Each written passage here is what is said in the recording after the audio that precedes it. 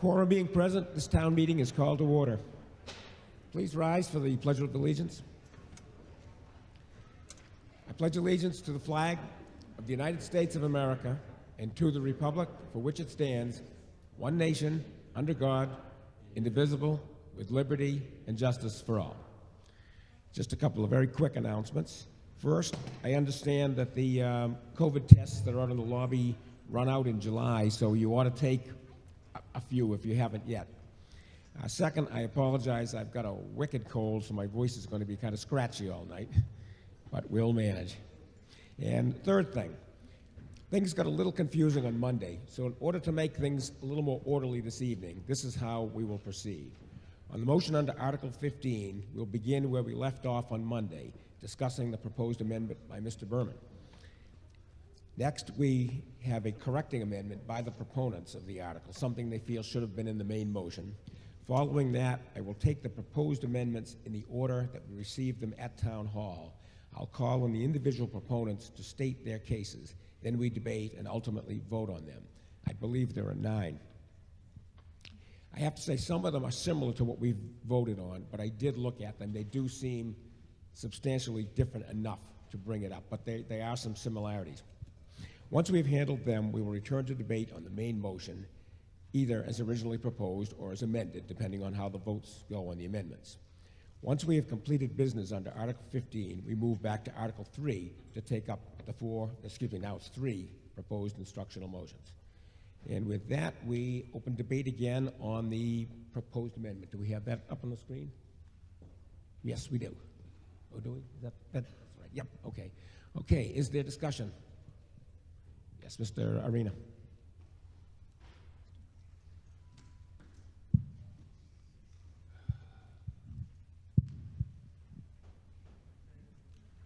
John Arena, Precinct 1. I stood here Tuesday night and declared support for the proposed amendment. I've heard the dialogue regarding the unenforceability of it and the recognition that current tenants, frankly, aren't going to stick around for new buildings. So practically speaking, while I see the spirit behind this, I can't see any practical way in which it adds value, and in fact, it confuses things by suggesting to CPDC that there's a remedy or a solution or a lever or a content that they might throw into play.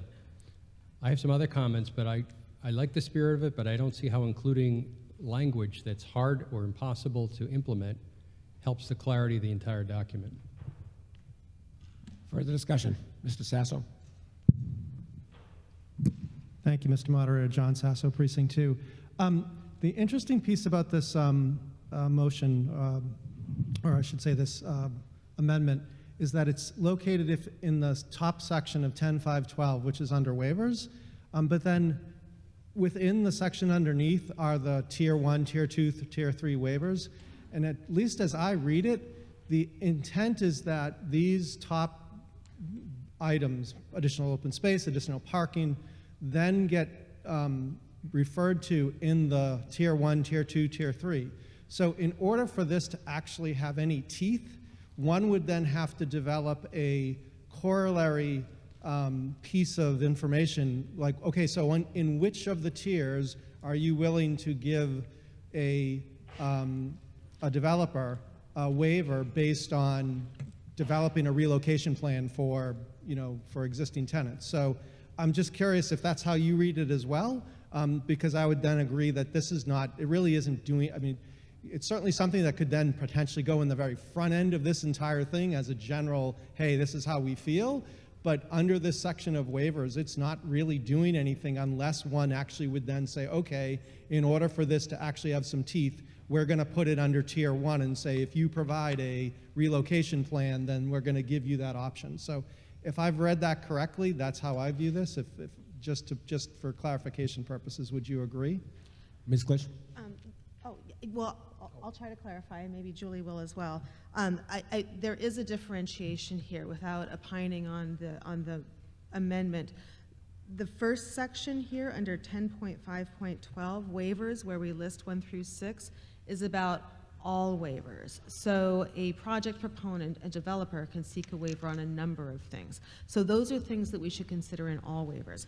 When we get into the next section, 10.5.12.1, that tiered schedule is specific to waivers to the density requirements. So if a project proponent, if a developer is proposing a density over 20 units per acre, then we get into that tiered piece. So there are some things like high performance building design, others that may not be as expounded as much under the density waivers. So there is a slight difference between the two categories. Okay, no, thank you very much. I appreciate the clarification. Thank you. Further discussion? Oh, I'm sorry, right here. Mr. Berman?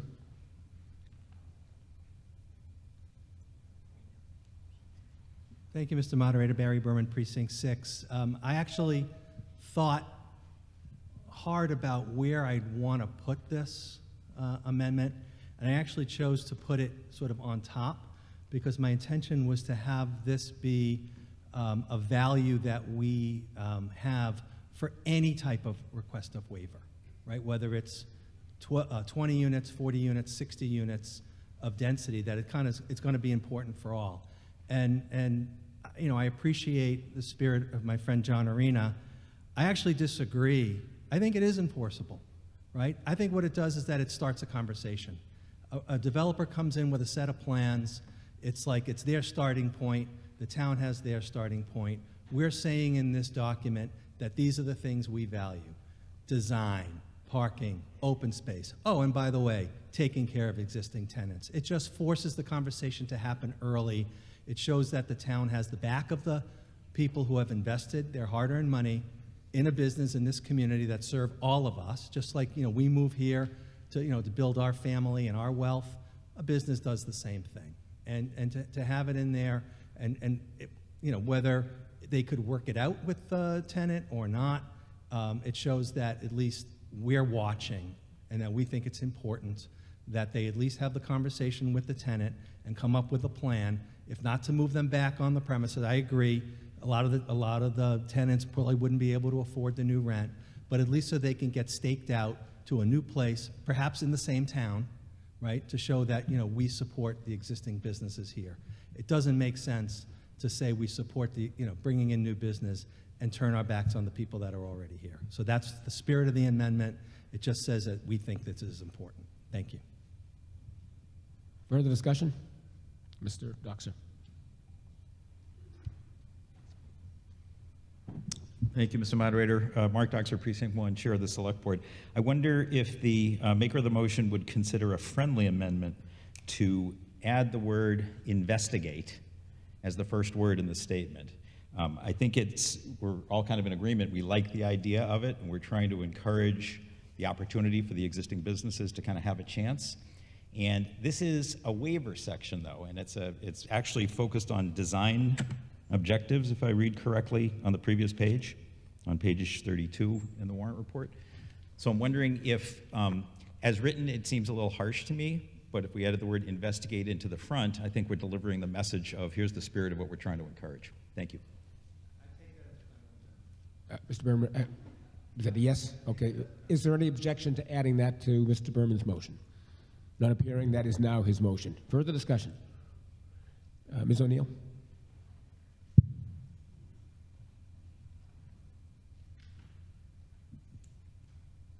Mary Ellen O'Neill, Precinct 6.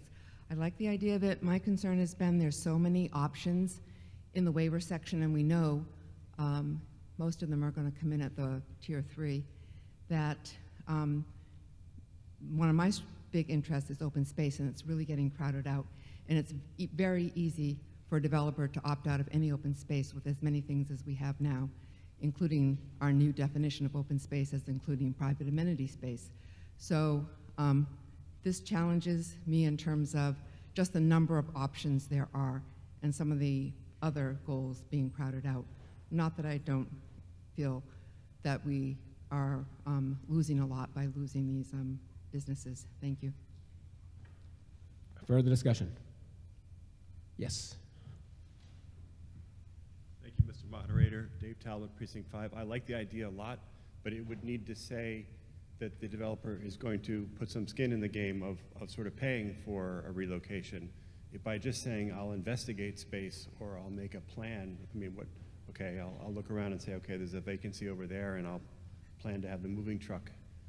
But that's not really, there's nothing to that actually does anything for that business. So it waves at it, but doesn't actually make something happen. So that's my concern, is that it's not tough enough. And for that reason, unless it changes to be more specific about what that developer would do, then I would vote against it. Thank you. Further discussion? Yes, Ms. Doctor.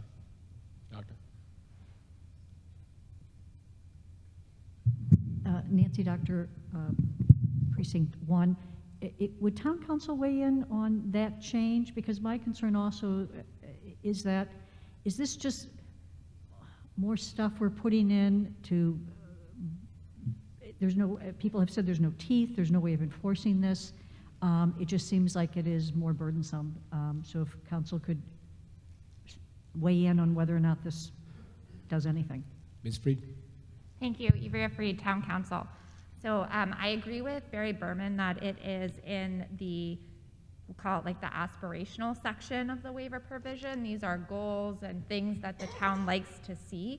It does not have any legal binding effect. It doesn't require the developer to take any particular steps to relocate tenants or to provide tenants with confirmation that they can return after the development is constructed.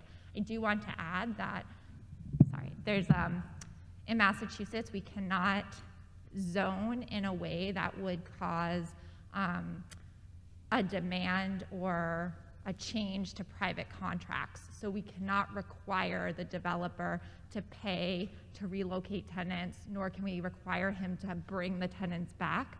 So while I'm comfortable with it staying in this kind of aspirational section, to the extent that it moved elsewhere in the zoning bylaw, I think it could be subject to challenge.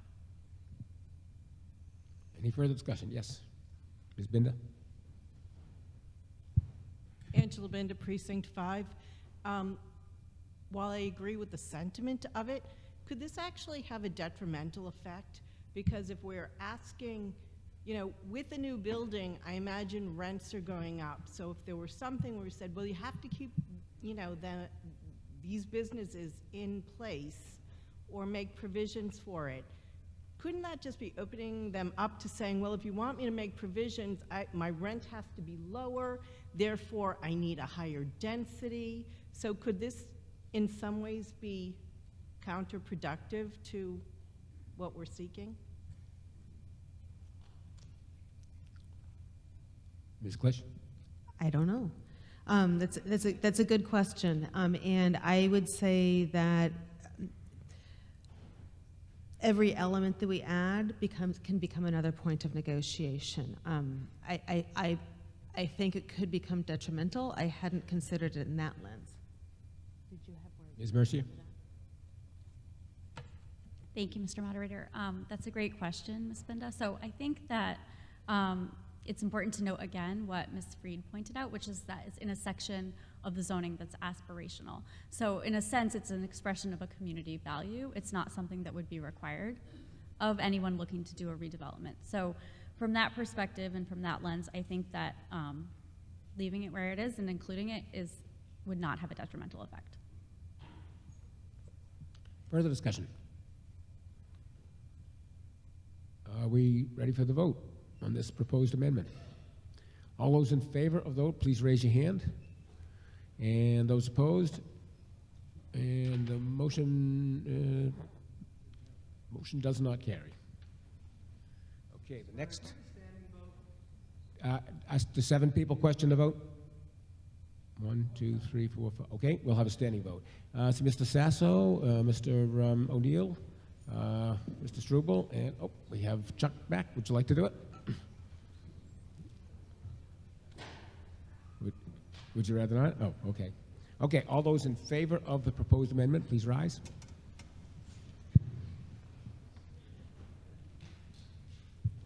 I would tell people in the back you will not be counted unless you come down into the aisles.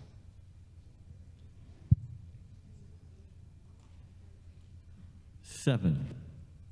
7, 17. 17, 13. 13, 11. And those opposed to the proposed amendment?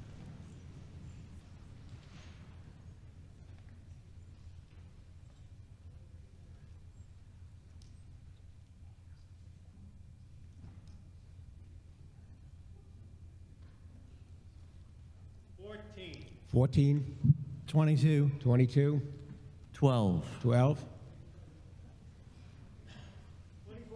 24. The vote being 48 in the affirmative, 72 in the negative, the motion does not carry. Next up is a proposed amendment by the proponents. Ms. Klisch? Sure. I'm moving as a town meeting member, Precinct 7, to amend the section that Julie is going to talk about in order to make a typographical correction. Yes, section 10.5.8.1. Thank you. Is there a second? Second, Ms. Mercier? Thank you, Mr. Moderator. So one silver lining to all the amendments that were proposed and provided to the town meant that we reviewed them today and realized that we actually made a clerical error in the warrant. And so I'm just proposing that we move the crossed out red text after the bold and italicized text as shown on the screen. Like I mentioned, it's a clerical error, really.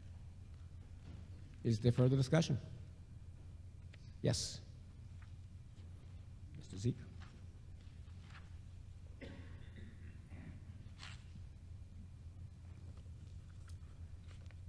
David Zeke, Precinct 5. Leasable. Any units that are sold are not leased. So this for example, in Postmark, there is no leasable space, residential or commercial. It's all sold. So I guess, I'm not sure exactly what the effect of this would be. I would guess it would be no spots because no leasable space. Is that the intent? Or should leasable be commercial? Ms. Mercier? So I was not around when this original language was written, and I wasn't proposing to change the language, but I do see your point, and it might be perfectly acceptable to remove the word leasable. Seems that town council agrees. Change leasable to commercial? Sorry. Ms. Freed? Sorry. Can you scroll down?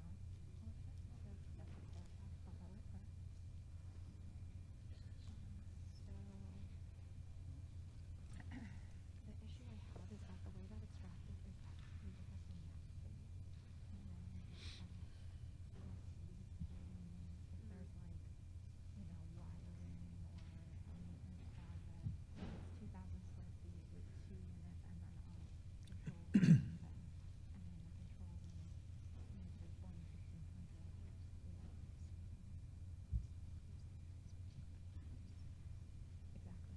Exactly. But here, the other is actually slightly not higher than non-residential. That here area. So, I mean, it's a policy decision, right? But right now, there will be a substantive difference because right now you're not counting those additional areas that you will be counting. Okay. Ms. Mercier? Yeah, I take that back. To the extent that the leasable square footage is attached to the net square footage, which is referenced in other places within the bylaw, we would need to keep the word leasable. Say again. To the extent that what leasable is? Ms. Freed? So, thank you. I was also not around when this was adopted, so I can't speak to the intent when it was originally adopted. But if you look at how it's drafted, one would interpret leasable to mean the actual space that the commercial tenants are occupying. So let's say you have a net square footage of 2,000 square feet, but 500 square feet are utility closets and the like, which the landlord is not leasing out. Then that would not be counted towards the parking requirement. So by removing the term leasable, you are substantively changing the way that this parking requirement would be viewed. It's a policy decision for this body, but all I'm saying is that by removing it, there is a change that's occurring. It's not simply requiring commercial tenants that own their unit to have parking, it's greater than that. The impact is greater than that. Can you explain a commercial tenant that owns this property? You know, is that a real Sorry, thing? I might have misspoke. A commercial business that owns his or her property would now be required, like you said, to have parking. But my point is that by removing the word leasable, you're now looking at it as a net floor area, which you haven't historically been doing. So it's just a bigger policy change than what you're contemplating. I know this is, this has been a problem actually in several of the present CPDC presentations to the select board and so forth, where the word lease is used. They talk about leasing the parking spots and things like this.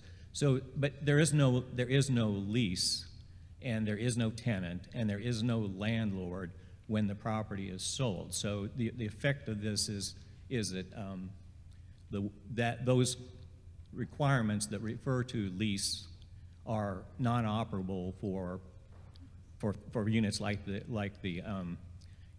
Postmark. I think the intent of this is that these decisions are made at the time that the developer decides what's available. The developer is making the parking spots available and so forth. I think this is part of the developer discussion. Once the unit is sold, it's not leased.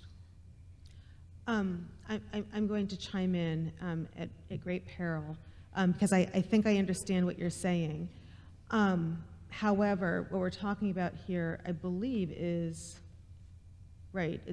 It's leasable, non-leasable space.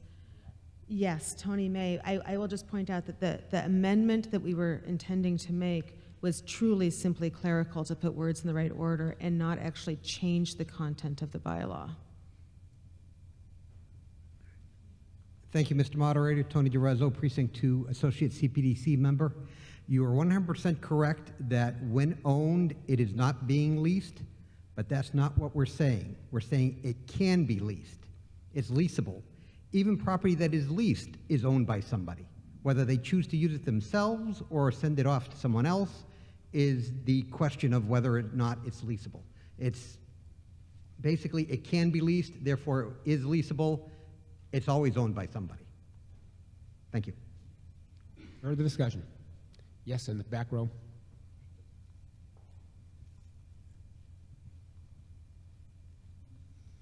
Thank you, Mr. Moderator. Joe Carnahan, Precinct 6.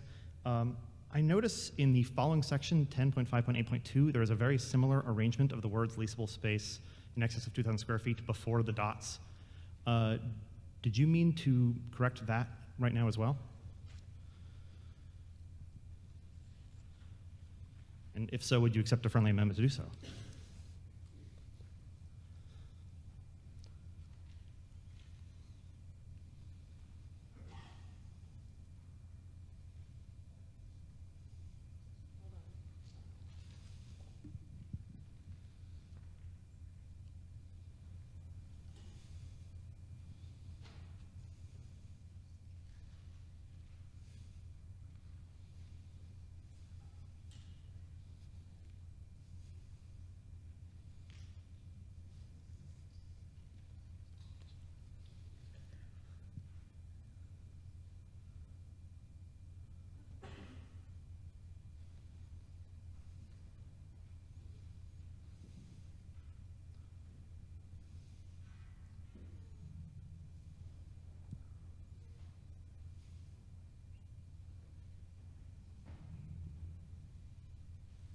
Ms. Klisch? Hold on while we fiddle around with this.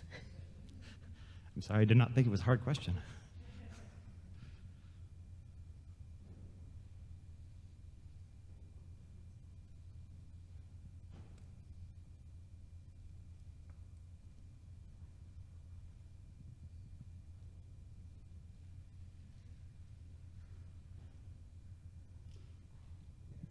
Ms. Mercier? Okay, thank you for your patience. Again, I will reiterate what Heather said, and I'll speak at great peril, but I think not. I think we mean to leave it as it is. All set? Thank you. Okay, further discussion? Mr. Arena?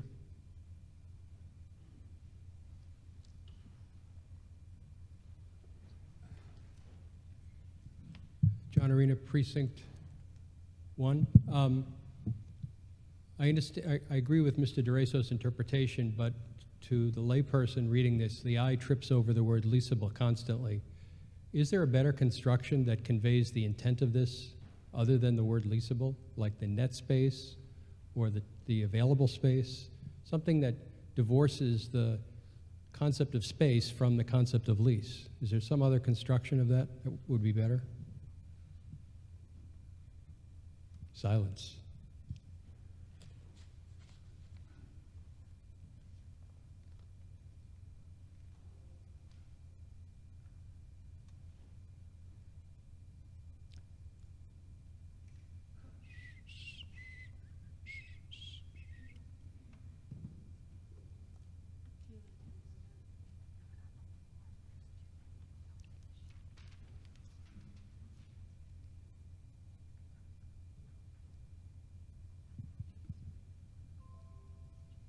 Is it simply available space? Ms. Clich?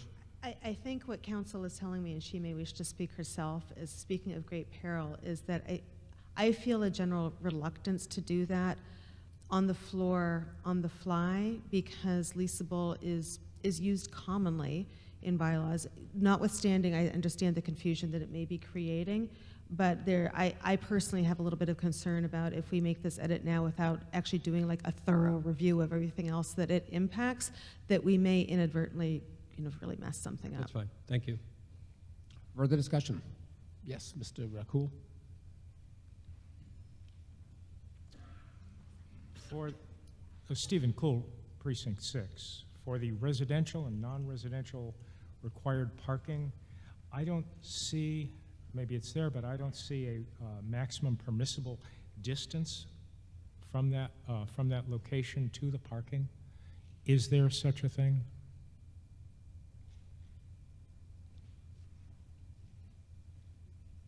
I don't believe so. Clich? From like distance from what? What? Distance. Distance from the location, whether it's the residence building or the business. This would all be on location. There's no parameters about how far parking spaces should be from any point of any use in a building. This is all on site. Yeah, it doesn't really say that though, does it? And I don't see that it's inferred that it has to be on site. This is all within one single development, all on a single site. Where does it make clear that this all relates to a single site? I believe just kind of in the nature that it's all, this would be the review for all a single project that would all be on a single site. This isn't governing parking off-site. Well, it might be reasonable if it's only half a block away, for example, and a business can make some accommodation for parking there.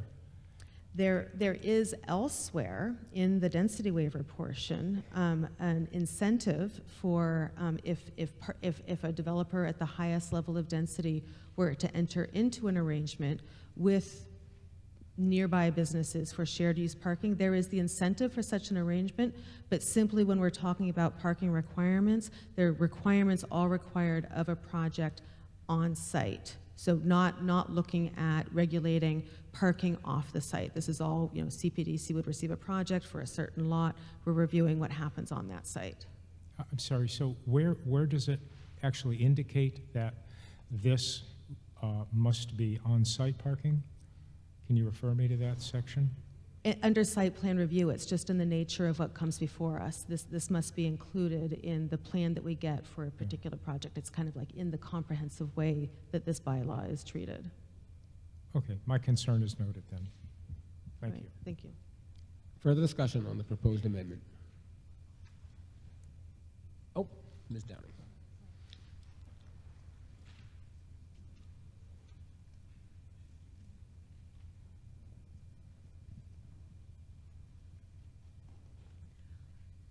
Good evening, Mary Ann Downing, Precinct 4. Maybe this is a dumb question, but what is an other non-residential use that is not retail, restaurant, office, or institutional? Like, what does this cover?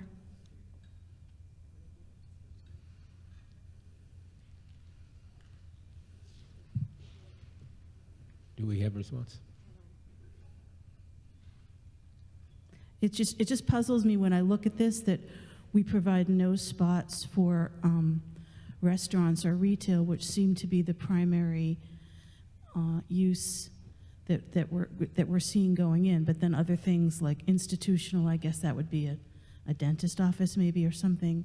We know what an office is. Institutional might be like the karate place on 30 Haven. But what is the other thing that is so special that it gets parking but residents and retail do not? Ms. Mercier? Thank you, Mr. Moderator. Thank you, Ms. Downing. So under section 10.5.5.1, there's a list of allowed uses in the 40R district, and it includes things like consumer services. Consumer services, isn't it like that isn't an office? So consumer services usually means things like, that we actually have a definition for it, I think, in the zoning bylaw. So instead of me talking on the fly, let me get that.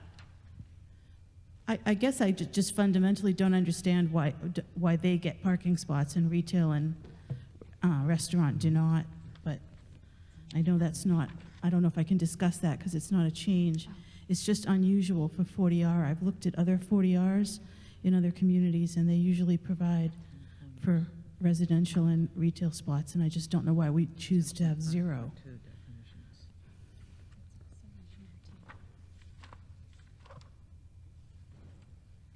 Is it in the warrant, or you have to look it up? Okay, so in section 2 of the zoning bylaw, consumer services is defined as a retail establishment where the principal use is the provision of individual services related to personal needs. Oh, like a hairstylist? Yes. Okay.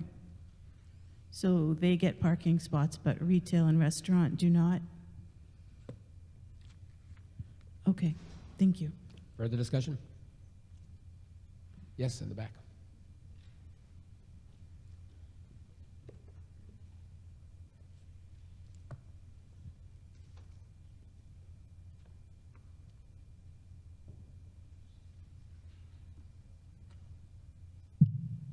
Phil Dardino, Precinct 3. Move the question. Moving the question to end debate requires a 2/3 vote. In itself is not debatable. Is there a second? Second.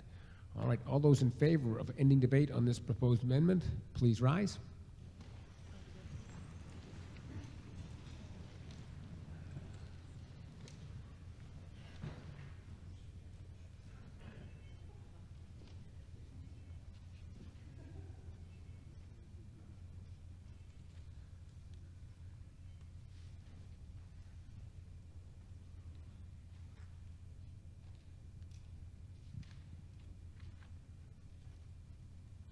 $35. 35 and 19. 19. 32. 32. 37. 37. And those opposed, please rise.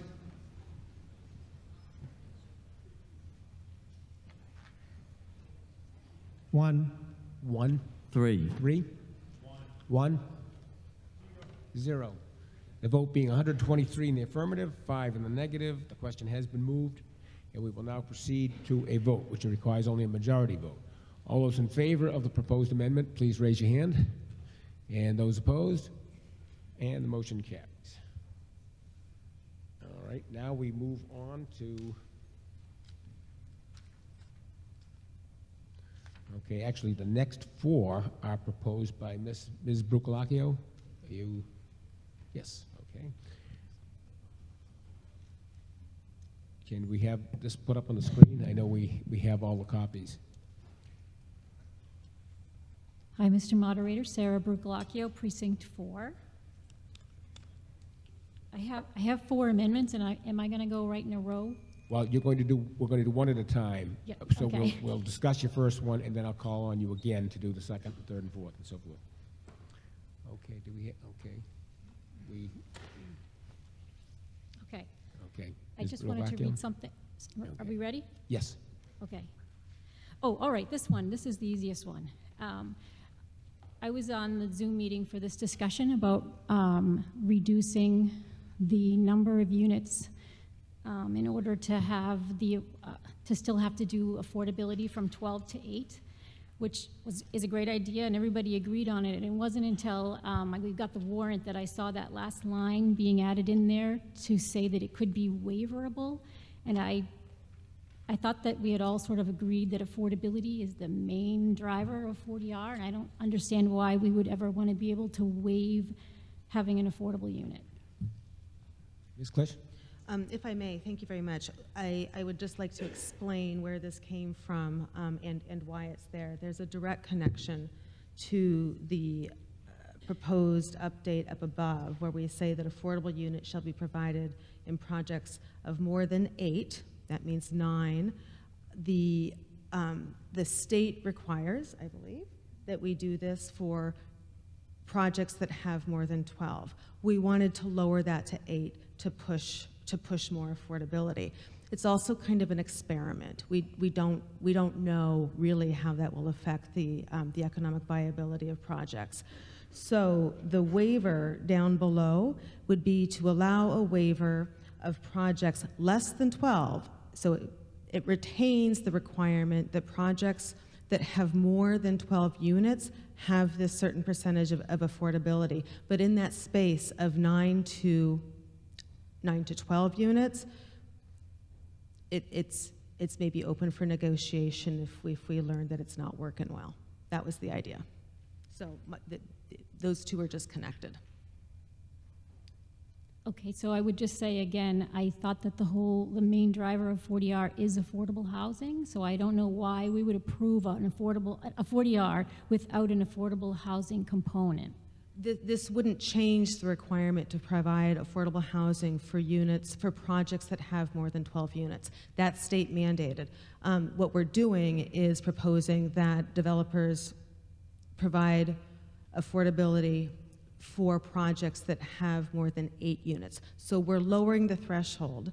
And again, because CPDC, I remember this conversation, because CPDC wasn't sure if we would be pushing that too much to the point of having it be economically viable, we included a waiver component only up to the point where projects have more than 12 units. Beyond 12 units, they still have to provide the affordability just like they do now and just like is required by state law. So a project could have 10 units and would not have to have an affordable unit? Currently, that's the case, yes. But even with this, it could be waived, right? Yes. So why would we want to do that? I mean, why does it matter if it's economically feasible for a developer? It doesn't have to be a 40R project. Well, if it affects the viability of a project and it can't get done, again, this is where we might say, demonstrate to us that this really doesn't work, and we would have to get into the nuts and bolts of it. But we really truly don't know how that affects the viability of smaller projects. So we wanted to give this flexibility. Does town council have anything to say? Are we allowed to remove this line? Ms. Freed? Thank you. So the only concern that I have is under 40R, you are required to allow 20 units per acre. The state sets a requirement that more than 12 units you have affordability. So under 12 units, you're not required to have any affordable units. I question what DHCD would say if there was a project that would be economically unfeasible if it had affordable units, but met the 20 units per acre. So the waiver gives us the ability to ensure that we're still complying with the state mandated 40R obligations. Further discussion? Ms. Brooklacchio? No? Further discussion? Yes, Mr. O'Neill. John O'Neill, Precinct 6. I don't find that argument persuasive, because also it would impact, that means we could have 10 or 11 units that would adversely impact us as far as our 40B, as far as the town-wide assessment. So why in the world, because see, that's my problem with a lot of the waivers, because what developer wouldn't want a waiver? They're all going to make the case, oh, it's not economic. As soon as you're giving them their argument. It's not economically viable. A developer's interest, and it should be, is to maximize their profit, their return on their investment. So of course they're going to make that case, and they're going to show you all sorts of facts and figures. To me, that's the problem with most of the waivers that are allowed under this, is the fact that flexibility versus leverage. Flexibility means that gives the ball to the side of the developers. Certainly on leverage, having been a experienced person as far as collective bargaining, you always want to sit on the side of leverage. So if you say this is the way it has to be, they have to make a really good case as far as what they're going to do for the town. It's all on, so the burden of proof is on them, and that's where you want it to be. And in most of the waivers, you're shifting it and allowing them to make the case that, all right, throw through more dollars in, whatever. All right, I'll get into that. But on this particular one, it makes no sense to me. It can have adverse impact on the town in other regards, and why in the world would you throw that in? Ms. Freed? Thank you. I think after further discussions, we do have significant concerns about removing this provision. So the way that 40R works is that it says that in order to have a 40R district, you have to allow 20 units per acre. That's required. If you're building more than 12 units under state law, you're required to have affordability units, units that are affordable. You are not required to have that if you're building it under 12 units or fewer. And so this could potentially result in a situation where we would be required by law, by right, to give a permit to someone who's building 20 units per acre, but isn't required to have affordable units. This could result in a situation where our bylaw would be preventing us from giving them that permit because they don't have affordable units, even though under the state law we would be required to do so. So it creates a conflict. The waiver provision gives us an ability to look at that, to make an informed decision and say, okay, can you really build this? Is this economical? And then make sure we're complying with 40R. I understand that there are policy considerations, but we do have to operate within the confines of the 40R statute. Further discussion? Yes. Oh, okay. I cannot see the person, but I guess there's somebody in the aisle. Yes. Lorraine Wilworth, Precinct 5. I have a crazy question. What makes a project economically viable for a developer? Is there an amount? Is there a amount of money they need to make this viable? Is there a I'm trying to explain what I'm thinking in my head. Is there a formula?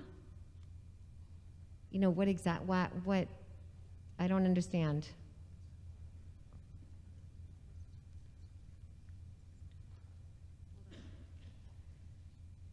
Ms. Freed? Thank you. So under 40B, there is a formula, and we were just trying to remember what it was. But there is a formula. It's a complicated process. You usually hire a peer reviewer to look at all of the documents that the applicant submits. So there is a standard, there's case law on it, there's regulations, and the 40R has utilized that 40B process to make the determination as to whether a project is economically feasible. So there is an algorithm, we just don't know it off the top of our head. So do you just use that formula in 40R even though it's not meant for 40? It's meant for 40B, but there is no formula really for 40R. You just use that formula. Yeah, my understanding is that DHCD has adopted the 40B algorithm in this situation. I just feel like any developer, any smart developer could find a way to make a project viable economically. You know, I do. I'm married to a contractor, so I know. Ms. Klisch? Yeah, and I'm hearing you, and I'm hearing all of the concern that there might be, and like, oh, okay, you know, what are we giving away here? I guess I would draw your attention back to what council was reminding us of. It's just bringing it all back. There's also a very legal reason why we put that waiver in, paired with pushing the affordable threshold to 8. So if we were, I guess I would say, if you were to remove the waiver part without also changing that 8 back to 12, that could create legal problems. Those two things go hand in hand to keep us in legally okay territory. Thank you. I understand that part and agree, but thank you. Mr. Arena?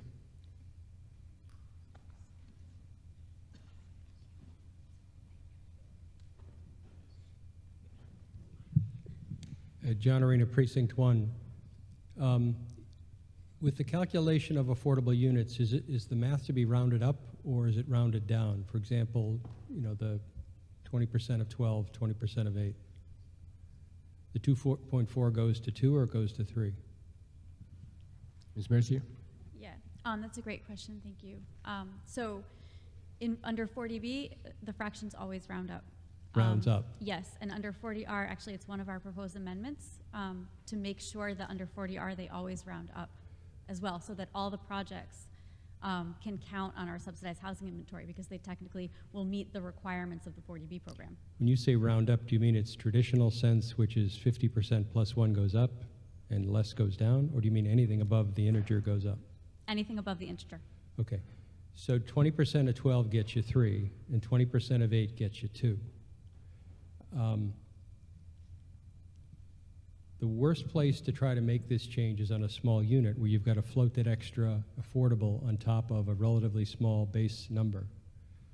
I understand the wisdom for the waiver because it gets the town out of the pickle of imposing a more stringent standard than the state requires.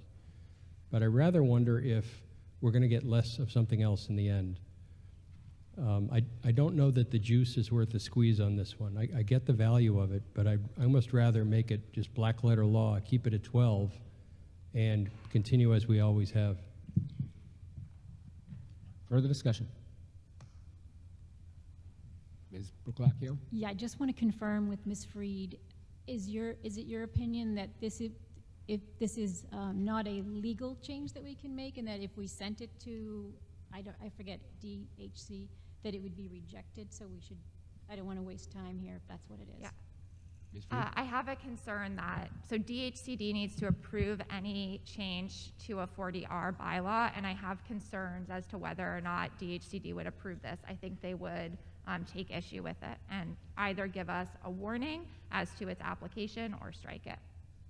So the worst case is they would just strike it, and then, I mean, they're going to be reviewing all the changes, right? Right, and my understanding is that they have already reviewed I know they have already reviewed all of these changes and approved them as to form and to legal conformity with 40R. Okay. So then in that case, I'll just withdraw this.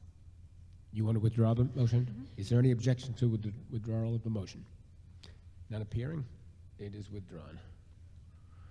Okay, Ms. Bruclacchio, you're up Okay, again. and I had something I wanted to read, but I had the other paper on top first. I just wanted to say, okay, there we go. I just wanted to say something to the town meeting members, a little bit of background information about these bylaws, because I don't know how many of you were here in 2017. It was 5 years ago when this body voted to expand the downtown smart growth district into the neighborhoods of Ash Street and Gould Street and Green Street and a few other little partial streets, which brought the total number of residences in the downtown smart growth to about 40, single family, 2 family, 3 family. And at that time, Reading's affordable housing percentage was 8.49%. So people sounded like, when I watched the video of that meeting, people were pretty motivated at the prospect of raising it to 10% using 40R so they could hold off on 40B. At that time, 30 Haven Street, the old Atlantic, and Addison Wesley were the two 40R projects that have been completed. So I just wanted to share with you some background of what came from that town meeting, some of the back and forth conversations. Some town meeting members spoke up about their concern for the lot coverage change from 85% to 100%, losing green space, adding density, and what the effect of the overlay would have on the downtown neighborhoods, which includes several properties that are in the historical inventory, most of which being built over 100 years ago. So when questions were asked about what 100% lot coverage would look like, a CPDC member dispelled the idea that a developer would ever actually do that, since they would still need utility access to the building, and they would also be following Reading's design guideline standards.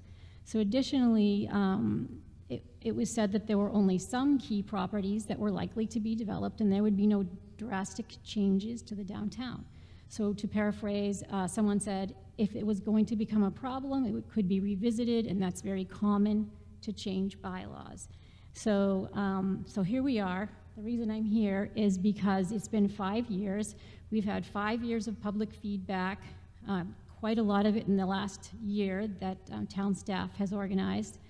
And the data is the buildings the massing went too far, we don't require enough parking, and we wonder how some key properties, quote, evolved into a sort of property free-for-all with an average of 3 waivers being given, always one of them a density waiver.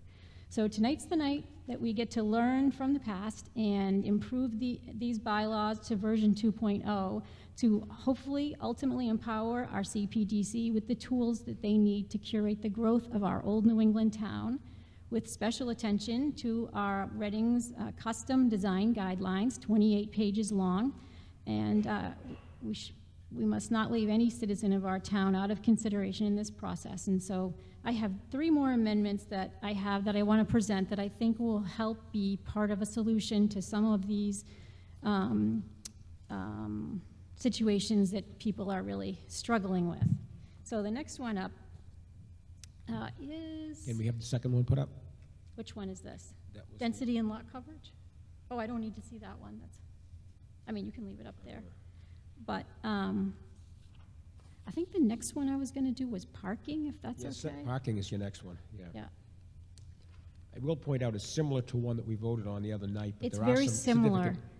there are significant differences, so I've Yes, allowed it. Bernie jumped the gun for me because we spent a lot of time on this. I'm on the sunsetting park committee, and so much feedback from residents, from business owners, and about the developments, about a lot in general. And so I was coming up with a plan that I think that we could work out that would not be as painful as the plan that Bernie came up with. Which, if you could put up the paragraph that I had sent you about what the Reading Police had said. Do you have that, Laura?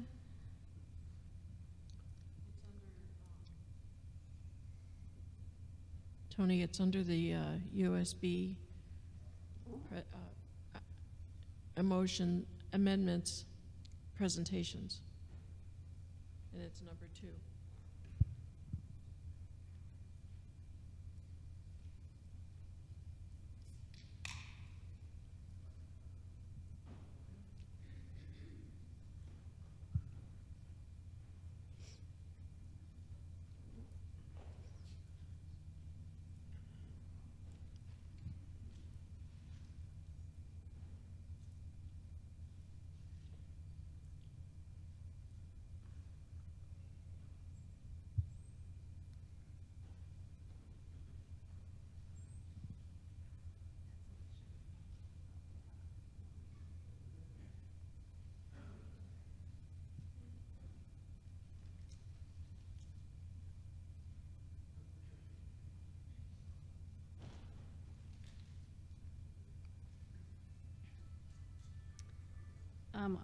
I'm gonna keep talking until we find.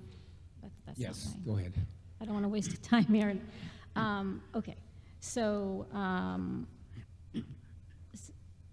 I thought that what Bernie was saying is what the people who are living in the developments are saying, that 2 is the actual need that they have for their cars. This is a paragraph from the Reading Police that I read on Monday night that is sort of, it actually, oh, that wasn't what I sent you. I'd actually just cut the 3rd paragraph, because this is, Hold on just a okay, in any event, people had more cars, and maybe it was because of the pandemic, maybe there wasn't good information, but somehow they thought that they could park on the street at any time, and there was all sorts of extra parking available in Reading, which there isn't. So what I wanted to share again, and it's up there, and I have it on a slide where it's in big letters so people can read it if you can't hear me well, but that the important thing to remember is that the police are getting a lot of calls of problems with the parking. There's no places for delivery vehicles, garbage pickup, people parking in municipal lots overnight. And so anyway, and doing a lot of research, Mary Ann Downing's done a lot of research. There's 5 towns that I had looked up that have 1.5 parking spaces per unit across the board, no matter what size the unit is. And they're Amesbury, Littleton, North Reading, I think Wakefield, Mary Ann Downing, I think, had said Brockton and some other one. But 1.5 across the board was the most common. We're at 1.25, which is low for 2 bedrooms and 3 bedrooms. And so the CPDC, the only change that they were suggesting was to increase it to 2 cars for 3 bedrooms. And when you look at the table that's in the warrant, we only have 3 3-bedroom units out of all the 40R. So there really would be no appreciable change in our parking crunch that we're experiencing now, and we need to make room for the next buildings. So I did some math, and I came up with the suggestion of having a studio and a 1-bedroom at 1.25, 2-bedroom at 1.5, and 3-bedroom at 2. So that is my proposal.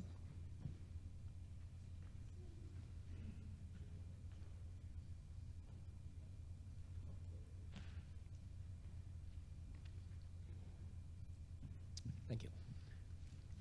Okay, do you want to explain it exactly, or are you all set? I think I just explained it exactly. Okay. All right, is there further discussion on this proposed amendment? I have a clarifying Oh, sure, question. Ms. Question. So are you, what we had on the screen there in a minute had the portion that you were just talking about for studio, 1-bedroom, 2-bedroom. There was also something about leasable space going up to 4 spaces, which I thought we also discussed with Mr. Horn's amendment the other night. Oh, Is right. that part of your amendment or not? No, actually, it was, but I wanted to change that to 2 spaces instead of 4 spaces, because that's a lot of square footage, kind of like in the case of where we have Drew Stews and Mathnasium, and they had called and had joined in on a meeting that it's a big problem not to have any space. And there was another business as well that was having a problem. Why not? It's looking through the different 40Rs, and I've looked through a lot of them, and to have 0 commercial space is not the norm. I mean, I don't know what's going to happen in the case of with the Postmark when the steakhouse opens up, and they're going to have the people that work there and their customers and a lot of staff. I don't know if at night they're going to all want to go park in the outer circles of the town. So I'm digressing. Anyway, so my only change here, well, 2 changes, is to say 2 bedrooms, 1.5, and studio 1-bedroom, 1.25. And when I did the math, it came out to be about 10% more parking, which I think it can be done without adversely affecting the amount of space for commercial units. I think you might find that the tenants, it's not going to cause as much turnover. I know there's been quite a bit of turnover in one of the buildings because of parking problems, and so this is what I came up with. Further discussion? Yes, Mr. Arena.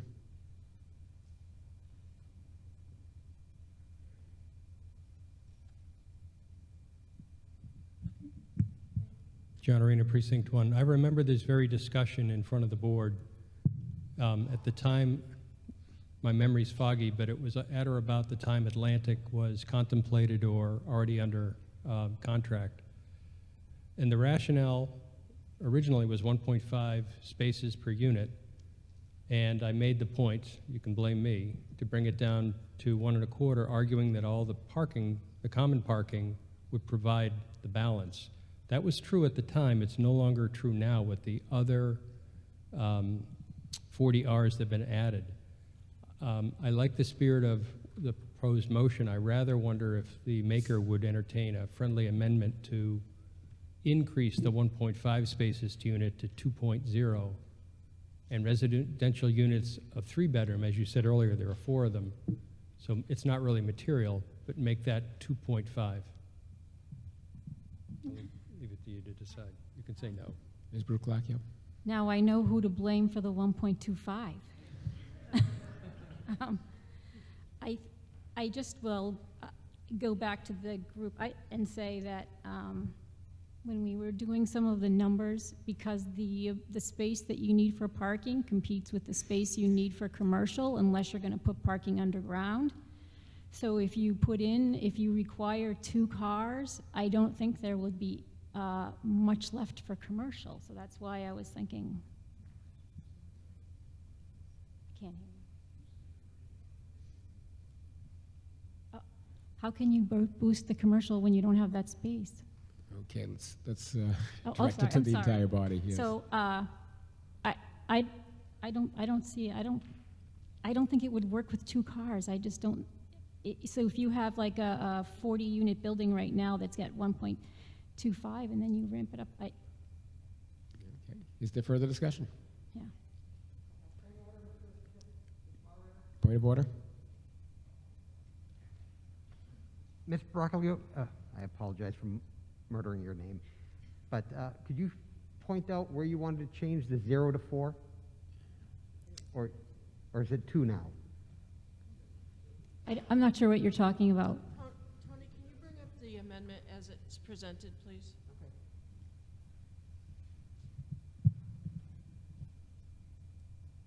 So is Oh. this, what you see on the screen, is that what you're presenting? I was going to change that to 2, just to make it The leasable space in excess of 2,000 square feet Yes. should be 2? 2. Okay, thank you. Thank you. And if you could point out on the screen right now where that 0 to 2 is, only 2 is not accepted.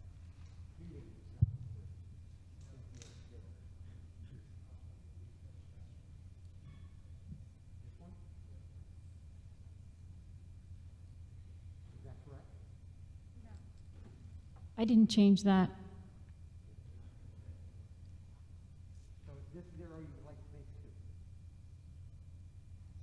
make 2? Oh, is that, okay, I'm sorry, I did, so there's 2 places I was supposed to change the 2? No, we're just wondering which one it is. So is it here? There's a motion right there.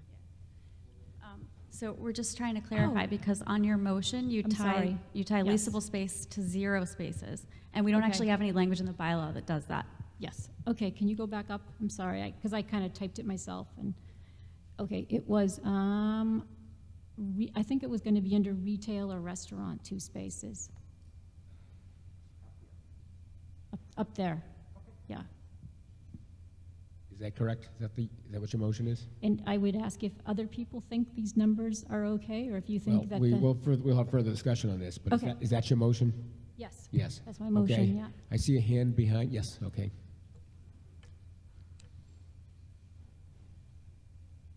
Lorraine Wheelworth, Precinct 5.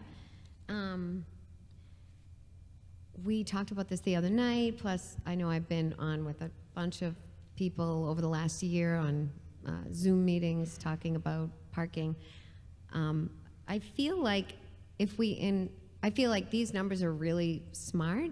I feel like if we go to asking for 2 for a 1-bedroom or 2-bedroom, like, you know what I mean, what just Mr. Arena just said, I feel like we're going to be asking too much and no one's going to vote for this. I want everybody to know how important this is. Like, I think I'm one of 3 town meeting members that lives in the smart growth district. The ACE building is directly behind my house, 10 feet. So, you know, we lived through that for 3 years, and it's awful. But anyways, people park now on my section of Green Street because they don't have enough parking. I even just offered to Cheryl the other night that if she needs to have her daughter park overnight, she can call me and come park in my driveway because her daughter got a ticket the last time she was staying overnight. But anyways, I feel like if town meeting just voted to increase the parking ratio, that would naturally take care of and limit the amount of units, not by that much. And I feel like that's another huge problem. So I feel like basically and potentially half of our future problems and most of the haggling at the CPDC meetings would be, you know, would be non-existent. I don't know why we don't just really come to, like Wakefield just approved their latest project, and they're at 1.5, and that's the next town over. And they actually approved it at 1.5 per unit and an additional 10 visitor spots. So I don't know, I feel like if we just really came to this and we really thought about this, you know, I think that this is real, these are smart numbers. We've gone, the other night, Mr. Berman said that we needed more, I think it was Barry, I don't know. Anyways, there were way more parking spots, and then, you know, I just feel like it needs to be changed in order for these next projects to work, because they're not working. Ms. Klisch. Thank you, Mr. Moderator. My only caution as town meeting considers this is to consider all that we are trying to pack in to the projects and pack into a site, and envision in your mind the lots that there are in the downtown smart growth district. And in my mind, as somebody who's on CPDC, I know that every additional space that we take up for parking is less space that we can use for something else, be that open space, be it retail. So I offer that among all of the considerations that we as town meeting members, I just ask to keep in mind as we're considering this. I guess I'm just thinking of the residents of the buildings, because I don't know a young couple who has a one-bedroom apartment who doesn't have 2 cars, and I've been, for the last 5 years, I really have been fighting this, and we fought it for the building behind us, not only because we wanted it to be less dense. I mean, trust me, this has been my life for the last 5 years, and it's been awful. And I'm sorry to the CPDC who has had to listen to me for this long. They work so hard, and anyways, I'm a pain in the butt over the last 5 years. But parking, these people who live in the building need it, you know, so, you know. Point well taken. I will say that I was once a young couple. I'm not so young anymore. And for years, my husband and I, when we were renting apartments in particular, we had 1 car for the longest time. So I'll just throw that out there. Right, that was a long time ago. Yes, it was. Yes, it was. Ms. Lestrade.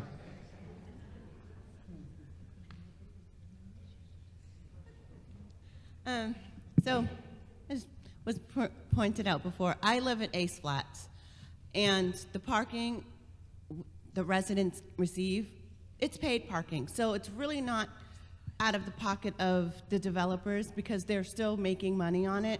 If they offer one for $50 or $100 to residents, and they then say your second spot is an additional $25 or an additional $50, they're still making on it. So I don't feel like if the town says we are enforcing that this is what you have to do, that it's up to the developer to either decide that they want to build here, because this is our community, because we're not offering on-street parking, so we have to offer our residents something, whether it's the residents who currently live here in homes, or it's the residents who are living in these buildings that are being built up. Taking that in consideration, I think it's something that we definitely need to put into rules so that we can release the tension that's on the streets and on the police officers and people blocking other people's homes or borrowing their driveways.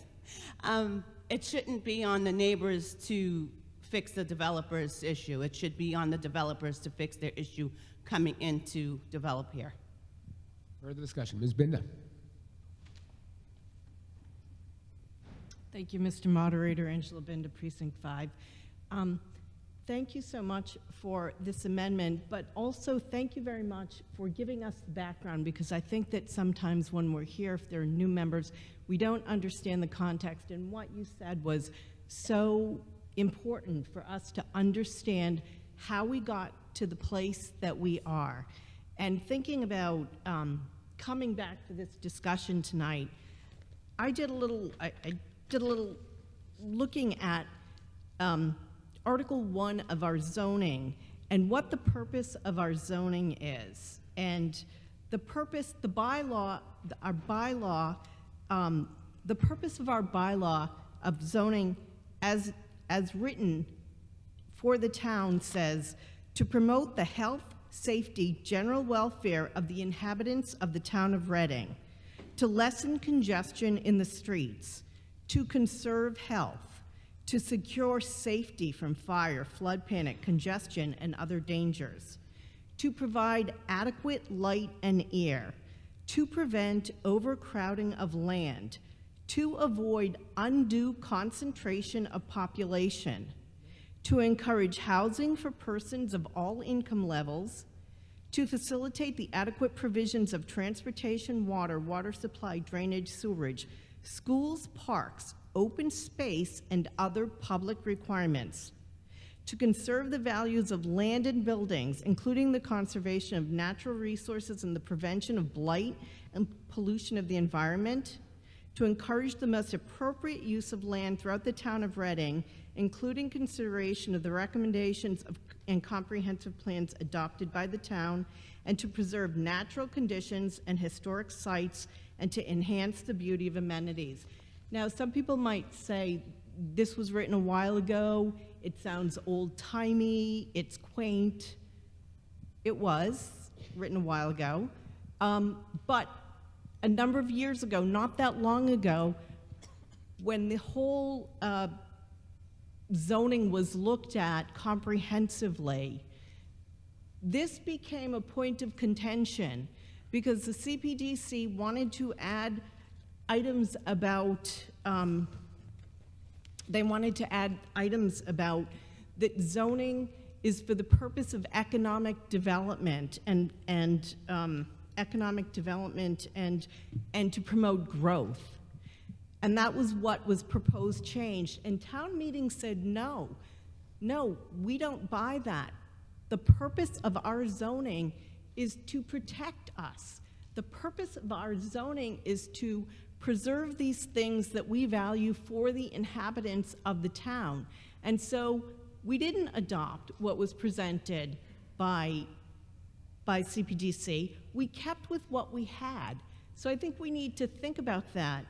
And then finally, I want to thank Ms. Herrick for bringing up the point the other day that the town has the right to ask developers to show their financials. So we have the right to ask what is viable.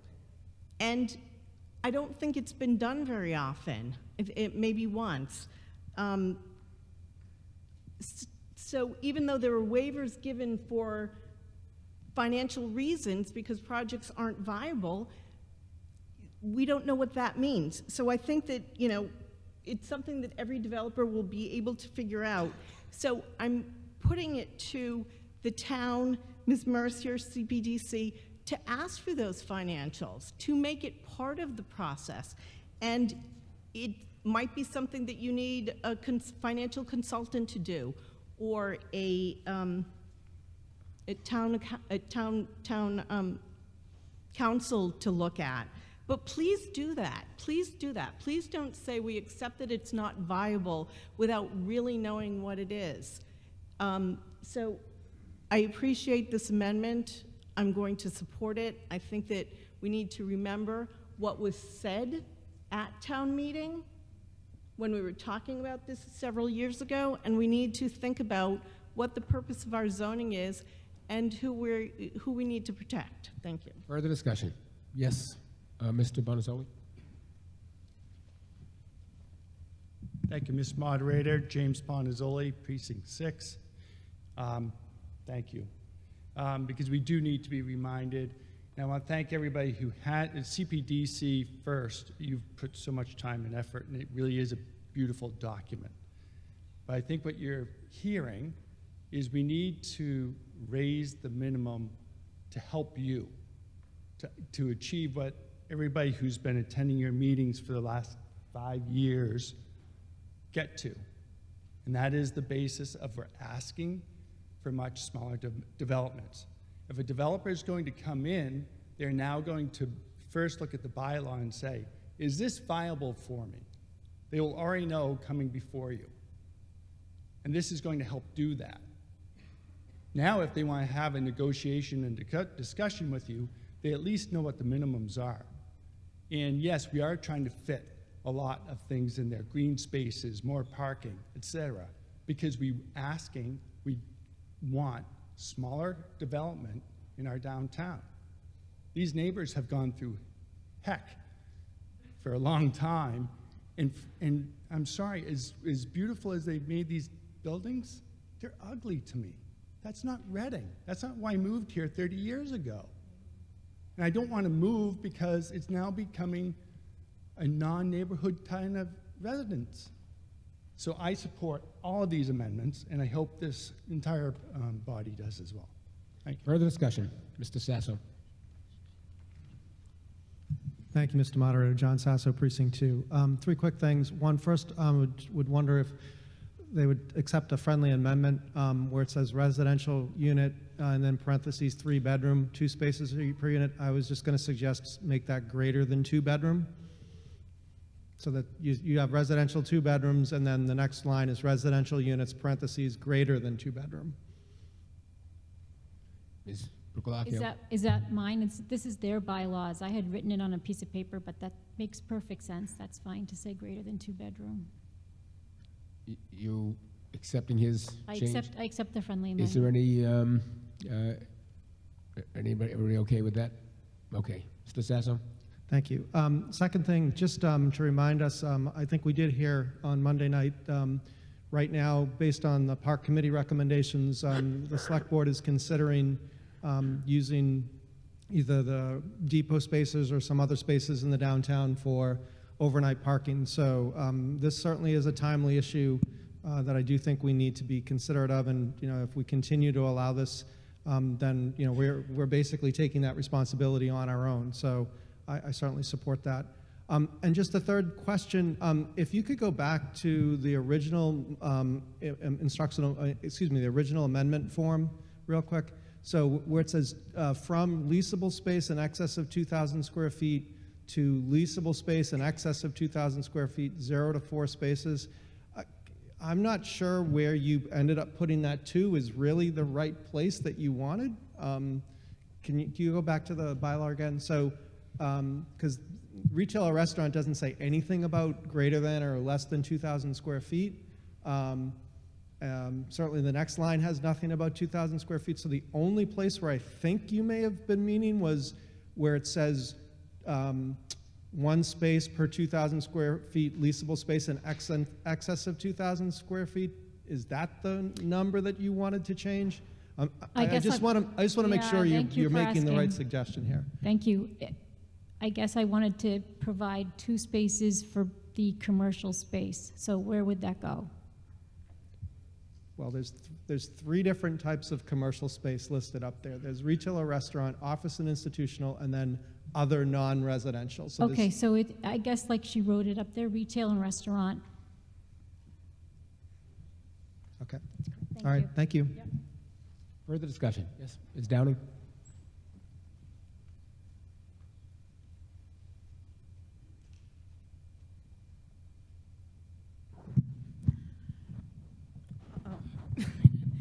Mary Ann Downing, Precinct 4. I support this amendment 100%, and I had written a letter to editor on the Reading Post and posted something on Facebook with some statistics for other towns. So I just wanted to include the pertinent one, because these are other downtown 40R zoning that I have looked up, and I know every downtown is unique, but we are unique in that we already know we have a really lousy parking problem, so bad that, 1 million years ago last week we voted to spent $110,000 on kiosks, and the select board the other night voted all these parking changes with parking limits. So just to give you what some other 40R downtown zoning is in other communities for parking, Middleborough requires 1 spot per 300 square foot retail and 1 spot per 3 restaurant seats. Methuen, for places serving food or beverages, requires 1 space per 4 employees on maximum working shift, plus 1 space every 8 seats. Newburyport, and their 40R is directly adjacent to downtown. It's not right at downtown, but I think many of us know what Newburyport is like. It's pretty dense near their downtown. 1 spot per 6 restaurant seats.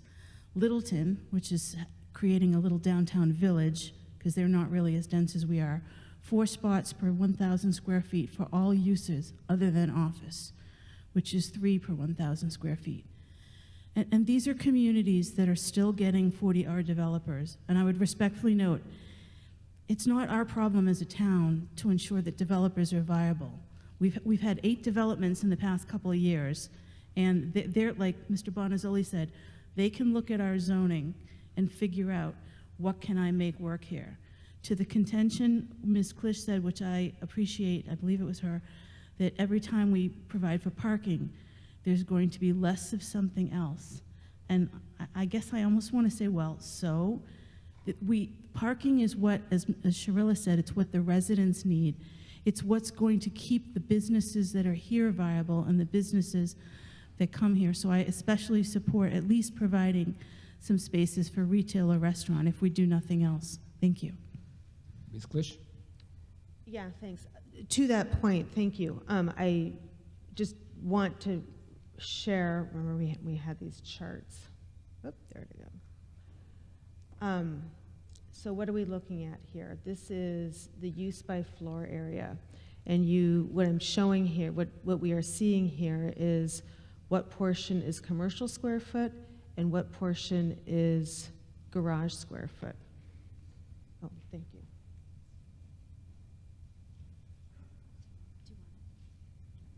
Yeah. So there, oh yeah, sorry. So we've got, the point is here, so we've got some places where, for instance, at 30 Haven, the entire ground floor is commercial, the garage is below grade. I'm not sure this is showing exactly what I want, but essentially, if you look at all of our plans, what I've experienced since I've been on CPDC for, I don't know, a year plus, what we see is that when we have parking and retail on the ground floor, and when you combine it with reasonable small lobby space, entrance to the residential, what I see is if we also care about creating new small business place and creating retail space that is kind of good space where people might want to open shops, when we put it all on the ground floor, it's almost like a zero-sum game where for every parking spot that kind of moves the retail, gets the retail a little bit smaller, a little bit smaller, a little bit smaller. So these are all I'm hearing what everybody is saying. I just want to also emphasize with you what CPDC was thinking about as we came up with our proposal. Just to follow up on that, because you pointed out Ace Flats and Rise, aren't those developments where you guys allowed like over 70 units per acre, right? Is that the ratio? I think those are 2 of the densest. Maybe if the density wasn't so high, you wouldn't need so much parking, and then you'd have more room for the retail. And I think that's going to come later when some people propose less density. But the density is what's driving the parking, or maybe the parking drives however many units you have. So I think that's what a lot of us are trying to get at. Yeah, and I would say fewer units, there's more room for everything else. And I would just say that it's the number of units that drives the amount of parking. That's good. Mr. Doxer, then Mr. Haley after that.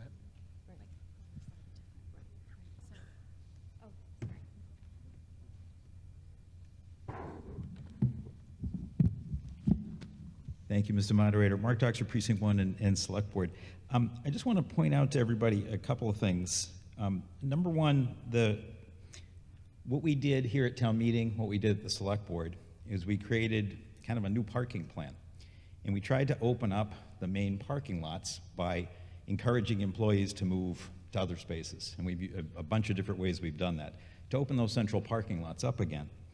This piece that we're looking at right now in the amendment is 10.5.8, which is off-street parking and loading. And this is actually 10.5.8.1. And it starts out saying, retail stores, offices, consumer service establishments located within 300 feet of a public off-street parking facility shall be exempt from off-street parking requirements. So many of the things we're talking about in terms of retail restaurant, many of them are within 300 feet. And therefore, we're relying on, as part of our plan, the central parking that we've just opened up. This relates more to things that are outside of that. I'm actually more troubled with the question on retail and restaurant and its potential to harm our ability to bring more commercial space in.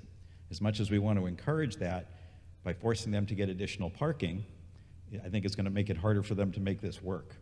And I think it's kind of like making sausage here, where as you kind of put more into one side, a little bit more comes out on the other. And I think we just need to be careful. Town meeting as a body obviously has the right and needs to express what it's thinking here. We also have to be really careful because we've not had time to necessarily think this through as much as CPDC has, and to go through and figure out what is the right balance. We're not in balance right now. It isn't quite right. And I think we've got to just decide how much are we willing to change tonight versus kind of leave the work that CPDC has done. Maybe ask them to come back and think about it, but also to be clear that as developers come in seeking waivers, there may be certain types of waivers that we want to share as a community. We're not as keen on those. We don't want to do those. Let's find other ways. Those are the ones that make it harder for us, that cause these problems that we're looking for. So thank you. Mr. Haley?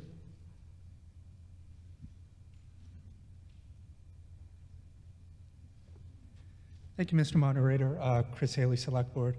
I would just remind everybody that town meeting did approve the $110,000 for the kiosks, and the Select Board also approved that as well.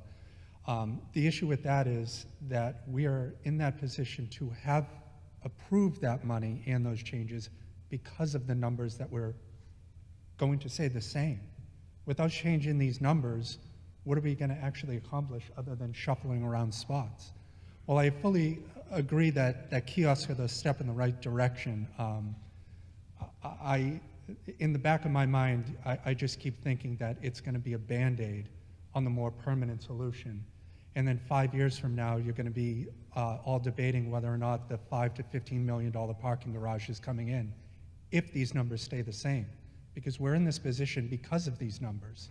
So to not change any of them and just expect that the kiosk is going to be the fix-all, be-all solution, we are not creating more parking spots in Reading. It's all the same. If anything, we're losing them.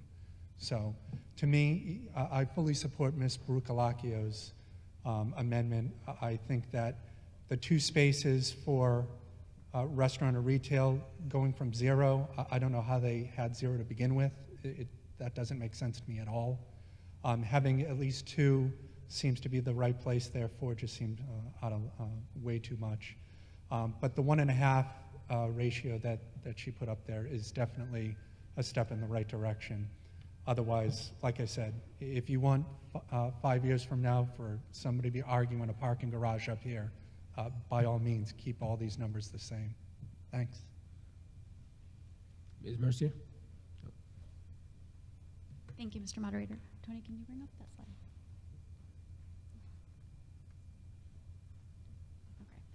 Okay. So I did just want to add to what Heather was explaining earlier, which is that just to point out why I brought this slide up, which is the projects that are highlighted on this slide, Ace Flats, Rise 475, and the Chute Street project. The commercial space and the parking spaces for those projects are all vying for the ground floor square footage. And you can see in all 3 instances, the amount of commercial space gets squeezed because of the parking that's required for the residential units. Now, Ms. Downing did point out that currently in our zoning, the residential units are what require parking, and so if there's fewer units, there would be less parking. However, what is proposed tonight is to actually break out the parking requirement by bedroom. And so what we have seen in some recent projects is that when the number of units is reduced to reduce the density, what ends up happening is the developer comes back and those units are now bigger. So they might have gone from 1-bedroom units to 2-bedroom units and they claim that that's what they need to do to make the economics of having fewer units actually work.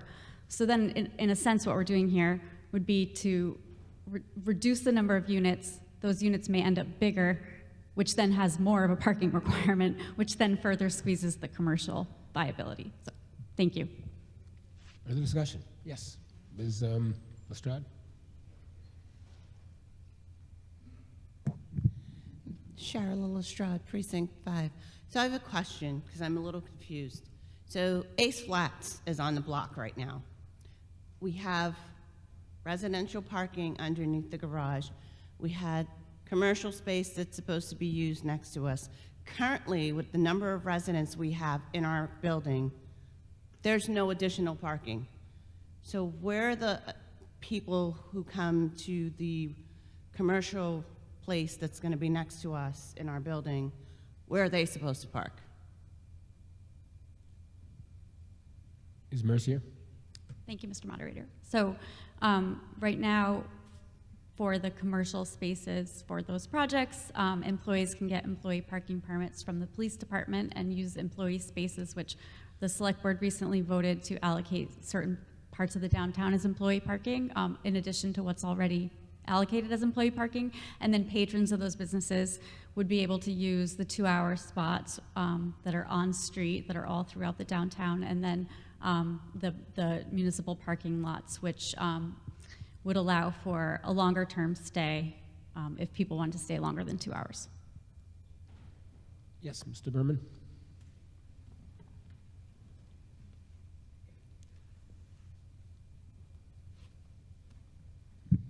Thank you, Mr. Moderator. Barry Berman, Precinct 6. This whole issue of density and parking, and even you can throw in open space, it's like a whack-a-mole.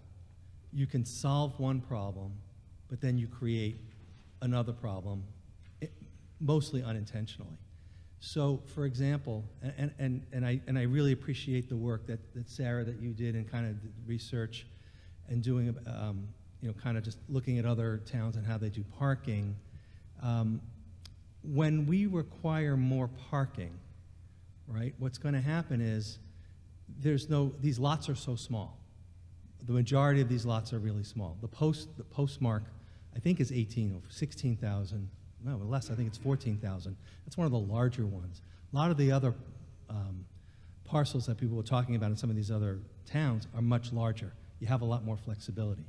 On small lots, when you increase the parking, right, and there's no place to put it, it forces that parking to become underground. Postmark has underground parking. I think 30 Haven has underground parking.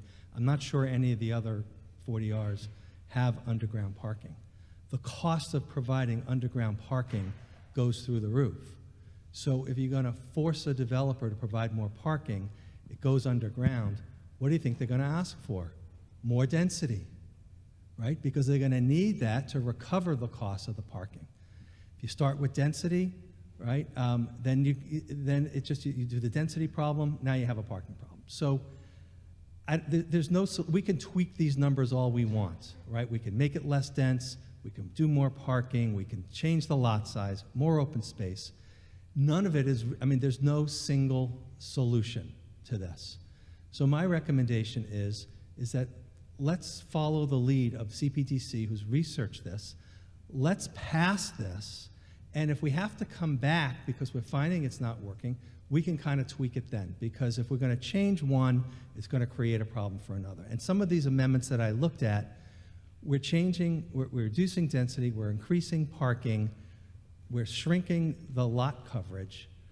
It doesn't take a Einstein to figure out that at some point you're squeezing to the point where a project becomes unviable. And what does viability mean?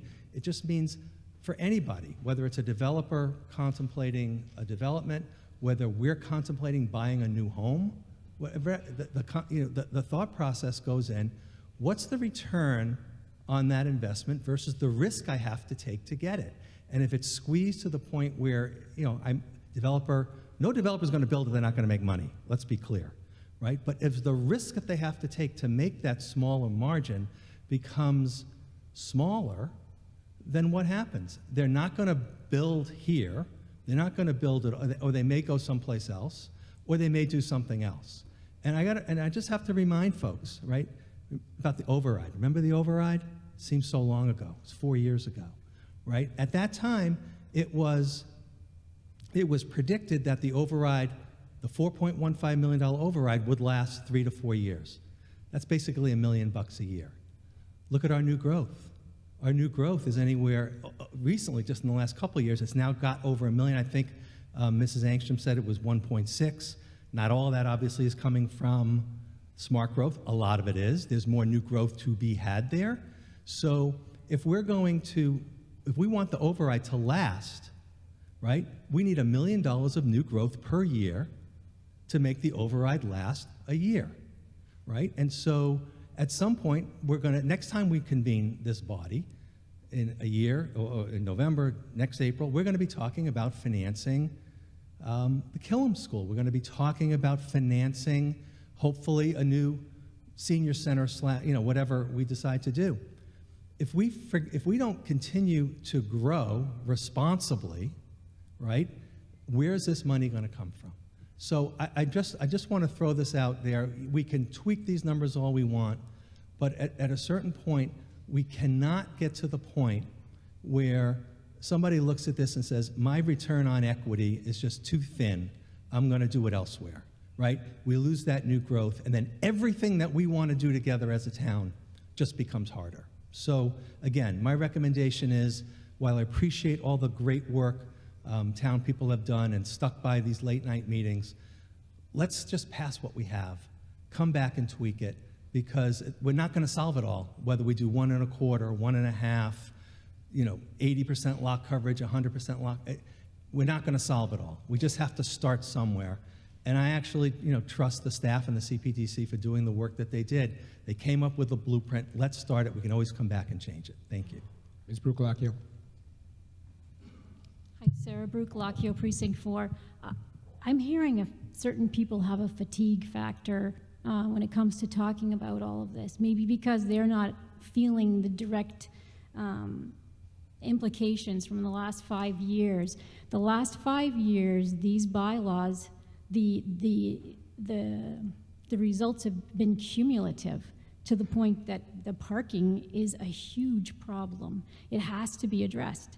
There is absolutely no harm in adding a quarter of a space more for a 2-bedroom unit, because to give 10% more, and you know what? Maybe, just maybe in the end, there'll be a few visitor parking spots. I mean, we should have done this in the first place. The 40R wouldn't leave such a bad taste in so many people's mouths. It wouldn't have caused so much stress. It's caused a lot of stress, a lot of problems. There's a lot of double parking going on. There's people, anyway, I'm disappointed that people think that having 2 tiny municipal lots, which pretty much service the whole downtown, the thinking is that, that's going to take care of all of our new and existing business parking, particularly when, where are the people that are going to be at the new Postmark Steakhouse? They're going to book it down to the Brandy Court lot, 1 in the morning? I mean, that makes no sense. How is that? It's just not logical. I mean, as it is, when Biltmore and Maine would have an event, there'd be parking everywhere. So we have to plan better. I mean, what Angela said, that should still be, between your ears right now. What is our zoning for? It's our life. It's to protect ourselves. It's to set everything up to be optimized for, safety and I don't know, whatever else was said. I'm just, all I can say is that some people sound weary of this conversation. I'm not weary of it. I'm involved with it. I've been involved with it for 5 years. I was very disappointed that with all of the conversations and the people that came to the meetings and, and said, here's our problem. This is a problem. This is a problem for me. And that this was all CPDC came up with for a solution. And that anybody here would think we should do anything less It's mind-boggling to me. Further discussion? Yes, on the edge. Lorraine Wellworth, Precinct 5 again. That was everything we all feel.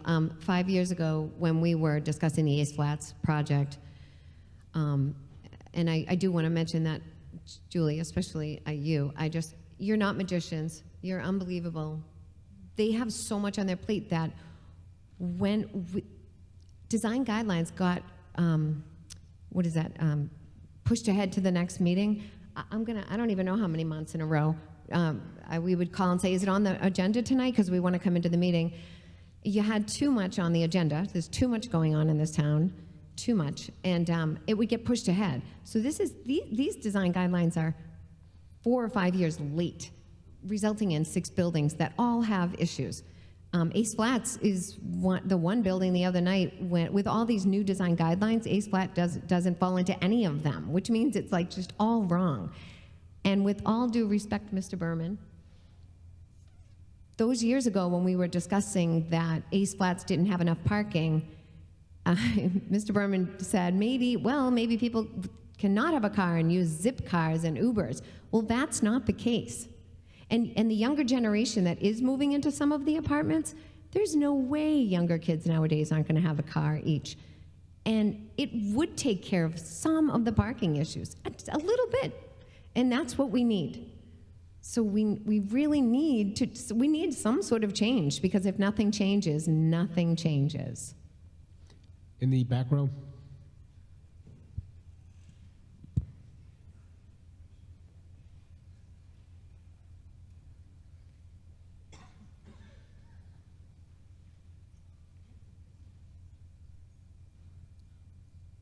Phil Dardino, Precinct 3.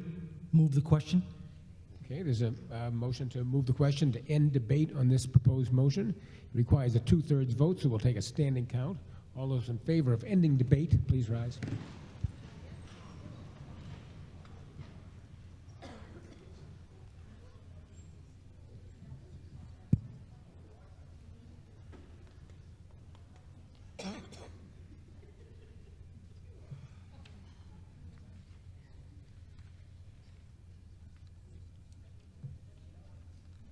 Twenty. 20. 29. 34. 34. 33. And those opposed to ending debate?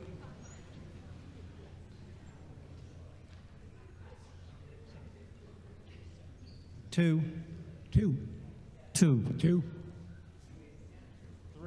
3. 0. 0. The vote being 116 in the affirmative and 7 in the negative. The question has been moved. Debate is ended. We will now proceed to a vote on this proposed amendment. Only requires a majority vote, so we'll take a hand count. All those in favor of the proposed amendment, please raise your hand. And those opposed? And the motion carries. Okay.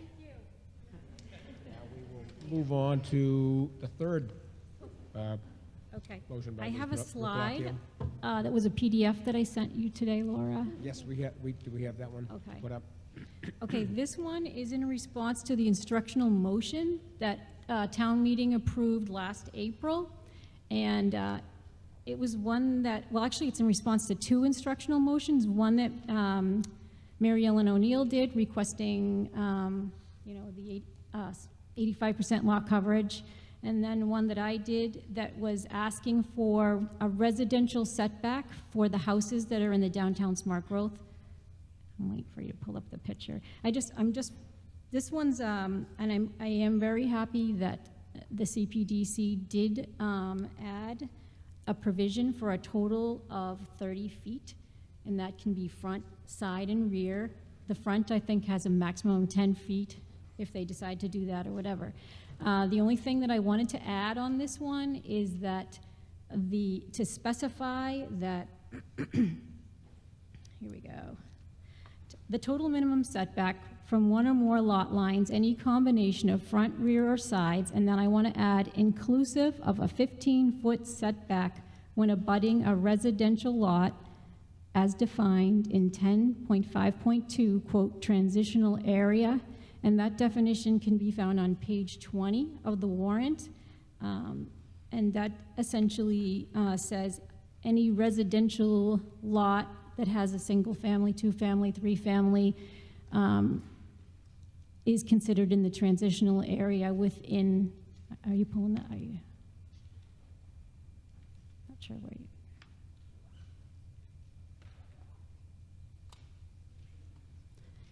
It's 10.5.2 for the definition, but I did send you a PDF. It has 4 pictures on it.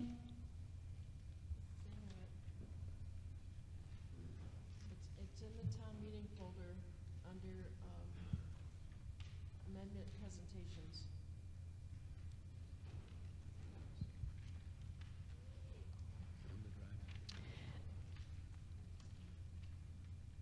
I made I took 4 pictures of where behind Ace Flats, and perfect. Okay, the top left picture is what existed before construction, and this is just 4 of the trees that were already existing. On the other side of those trees was where the E-Mark building was, a 1-story building, which was like, I don't know, a foot away from the property line, and there were these trees. The second slide shows you what happened when the developer was preparing for demolition and removed all the trees. There were more trees than these on either side of these houses, but I didn't have a picture of that. The bottom left corner and the bottom right corner, that's showing you how it looks today. And if there had been even a 10-foot setback, those trees would have been spared. And the end result would have been so much better for both sides, for the developer, because now they look right out into the backs of all these small houses, and for the people that are in the houses that have this tall building that has very large windows that are looking right down into your houses. And you can kind of see where there is they put in a patio there. And their patio is about at the second floor level of the houses. If those trees had not been removed, then there would have been a tree canopy all along the front of it. It would have been a totally different experience. I don't think there would have been anywhere as near the aggravation during construction, where they were like, blasting down steel beams into the ground, right up where you can see the back of the parking garage wall. So in any event, I just want to make sure that CPDC agrees that this language is making sure that a residential lot would have a 15-foot setback, and then the rest of the 30 feet, they could be used wherever else the developer decides to use them. Ms. Glish? Sure, thank you. Thank you for that presentation as well. CPDC did consider this and this issue, and it's in large part, I would say, how we ended up with that 30-foot combined setback. And do you remember what I meant by that? Was it could be 15 on the back, 15 on the side, 10 on 3 sides, flexibility. One of our purposes was to aim for flexibility. So there is, and I will say that's a lot of area to work with. A couple of things. One is a technical thing, is that residential lot isn't expressly defined in that transitional area, and council may have an opinion on that. So I just kind of want to put that aside. A challenge, and this was, I went back and read the minutes and reminded myself of what CPDC discussed in terms of this, is not necessarily a disagreement that there ought to be some distance between one zone. Certainly, it's actually required that between a residential zone and a 40R project, that does require a 15-foot setback. The trick, and please bear with me because it kind of gets into a little bit of zoning wonkiness. The trick is this, is that when we establish a requirement for a particular setback based off of a use within a zone, rather than that zone, it kind of upends the purpose of zoning itself. So let me describe. Okay, so there is a very specific example. Let's take another hypothetical area within within the downtown smart growth district. So if a residential use is then, say, constructed, somebody on Monday brought up a multifamily use, then we are keying what a property owner may do on their lot by how their neighbor has used their lot, rather than how it's zoned. So if somebody builds a three-family property, suddenly then the person who's next to them would be restricted in what they can do on their property. And it just gets into a very legally tricky area. I don't know if I'm describing this clearly, so I'll answer questions about it. But this is the difference in keying, in requiring a property owner to do something based on the use of a property rather than how it's zoned. And that's essentially what this would do, and that it kind of creates problems. And so I go back to, we do have the 30-foot area to play with. It provides tremendous flexibility, and that's what CPDC decided we wanted to go with, so that we would retain consistent zoning throughout the district regardless of what a property was used for. I'm happy to answer questions on that, because I realize that that's probably very confusing. We kind of like went to school and learned that stuff. Further discussion? Mr. Arena?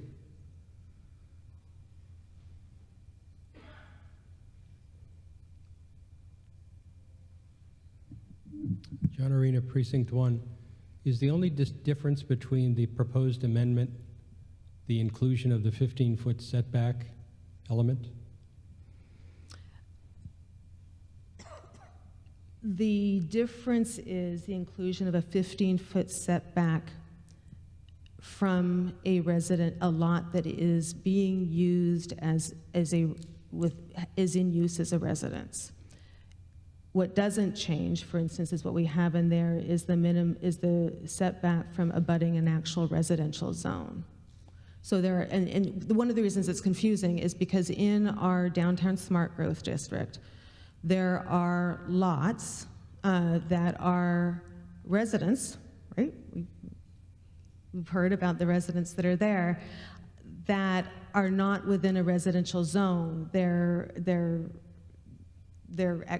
zoning, the underlining zoning is actually Business A, and they're a very old historic, Business B. It's a business district. They're old, historic, non-conforming residential lots. And so that's how we end up with this challenge of, we already have a 15-foot setback from a residential zone. We've brought into the bylaw, and these are the footnotes beneath here. We've brought into the bylaw that actually CPDC may require greater setbacks, but this is the may require greater setbacks if there's a residential use. Basically, that's up to our discretion. But we don't set it up so that a 15 setback is required from a property that is in use as a residential property, even though it's not zoned residential. And the reason for that is because we know that there are these historic properties, but say, okay, somebody builds a multifamily property, builds a multifamily building. It's all, within zoning and everything like that. If we were to apply this, then the neighbor to that building would then have to have a 15-foot setback from that new building. So what it means is that what one property owner can do isn't pegged off the zoning, but pegged off what their neighbor does. And that creates equity issues and possibly some legal issues. We're not sure if DHCD would accept that either. But I think it's taken out of order. I think it's dependent on what the neighbor did, not does. It's the circumstances in effect at the time the new building was established. The residential lot condition would be present or not. But recognize that the lot condition can change, and that's where, in terms of practice, we peg things like setbacks off the zone, not off the neighboring use. I'm still not getting it. If the condition on the adjacent lot is that it is a residential lot, then the 15-foot setback would apply. If going forward, both properties would be grandfathered in, so there's no new risk that's introduced. I don't see the hazard in the proposed language at all. I'm not quite sure what you're saying, actually. You're saying that you're asking for a 15-foot setback from a residential zone, but unwilling to apply it to a residential lot. you're making the case that the residential lot imposes on the new building the requirement to alter the setback based on whether or not it's a residential lot. I'm saying, so what? A point of clarification, we actually don't define residential lot. I'm saying it's from a residential use. It says right there, residential I know, lot. that's not actually defined in our bylaw. Okay. So in your parlance, if it were a residence not in a residential zone, you would call that a residential use? Yes. So in a residential use, if you applied the 15-foot setback to that residential use, the harm that's done again is what? The harm that's done is how that might be applied elsewhere. So, and again, I'm giving you I'm giving you an example that actually might not end up being that hypothetical of an example, but say we have a multifamily residential building has been built because it's allowed in 40R, and then if we accept this, then that means the neighboring property, say the neighboring property gets redeveloped, then they must also include a 15-foot setback because say property A has been redeveloped as a multifamily residential property.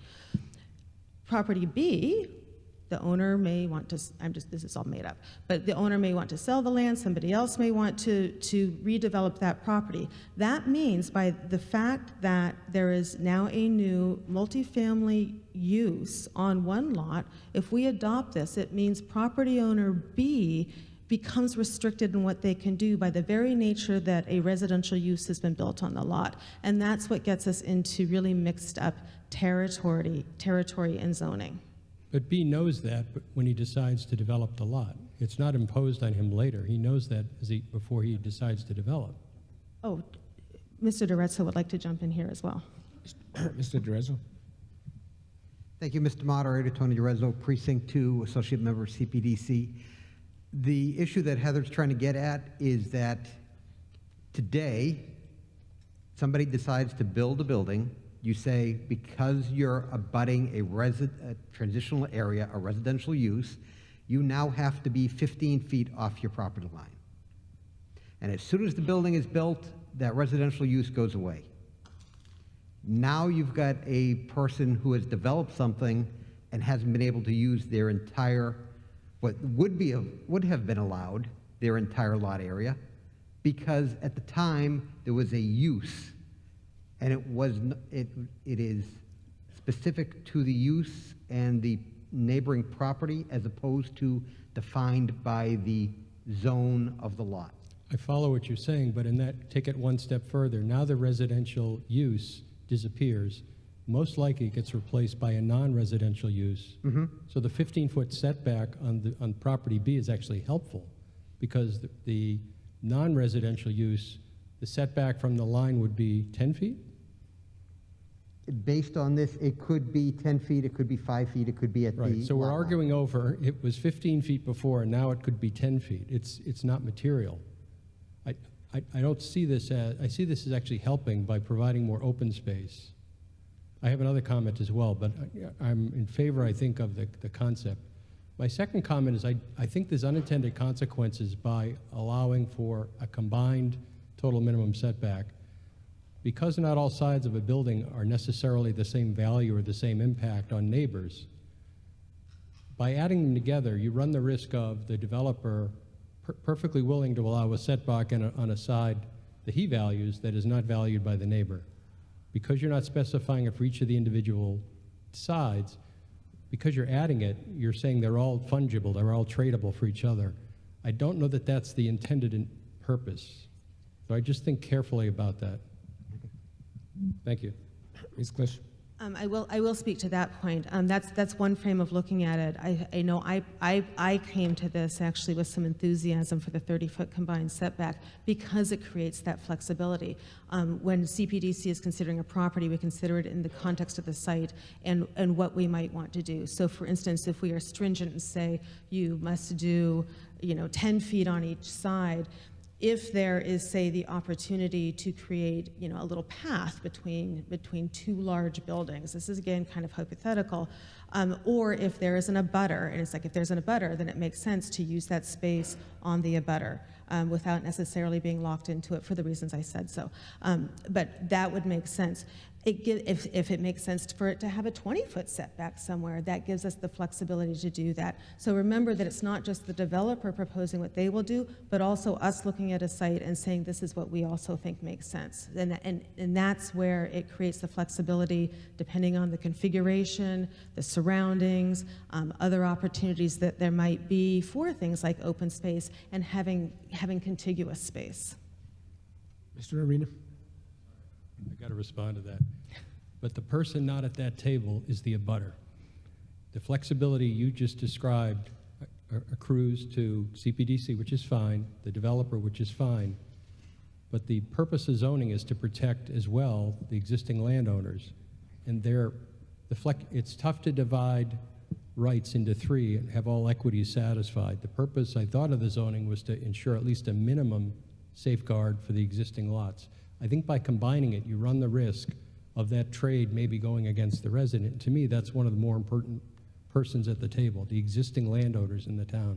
We're already talking about massing. We're already talking about parking. There's two large pressures on the existing landowners in the town. You add to it the possibility that this trade for what 30 feet means and how it's calculated going against a landowner, I don't know that I would be keen on doing that. Further discussion? Ms. Brucolacchio? Could you go to the, I think it's page 22, where the definition of that transitional area is? 20? Thank you.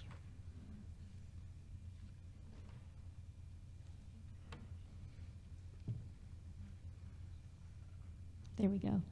So I took using residential lot from that language where it says is directly abutting number 3, directly abutting a lot containing a single family. So should I just cut and paste that exact language from number 3 rather than saying a residential lot?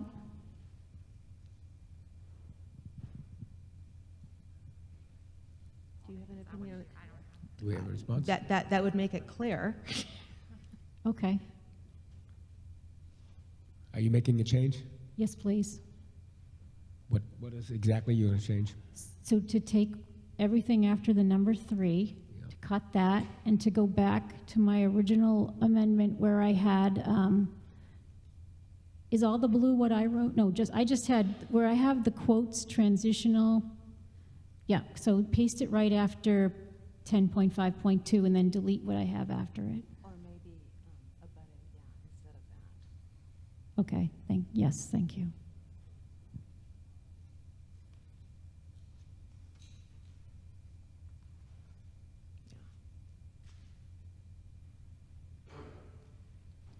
Is that what you want? Let me see, combination inclusive of a 15-foot setback, abutting, you can take out, when abutting A, just take out abutting, when directly abutting a lot containing a single family. So you can take A is out.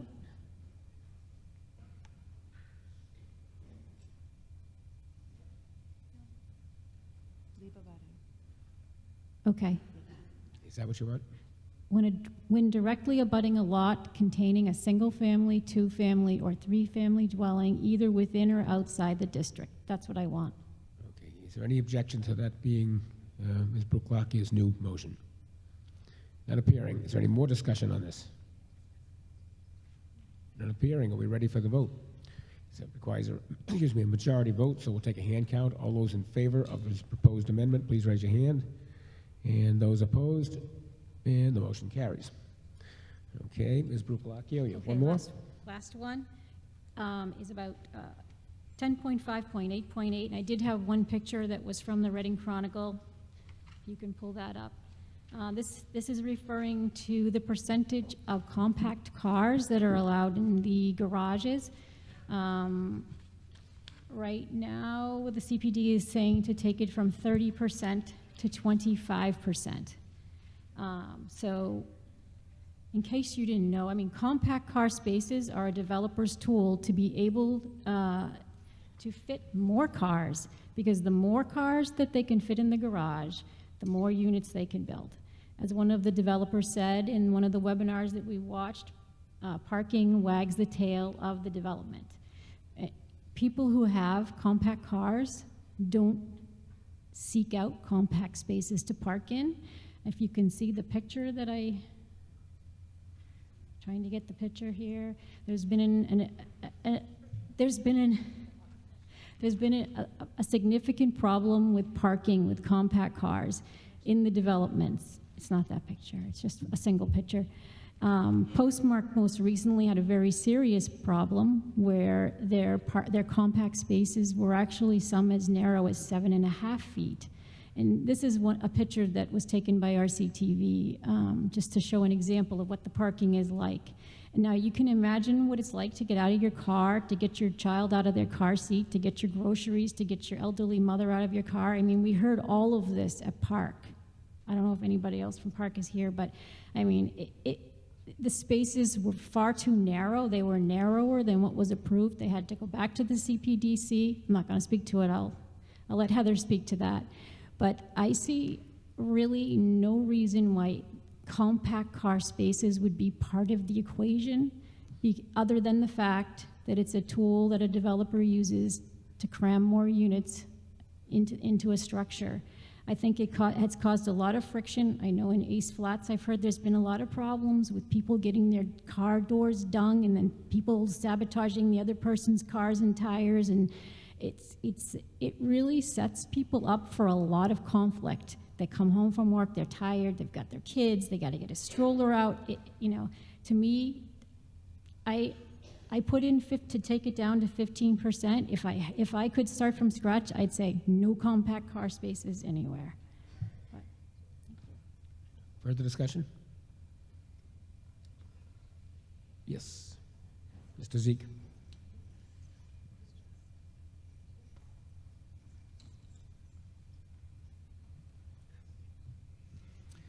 David Zeke, Precinct 5.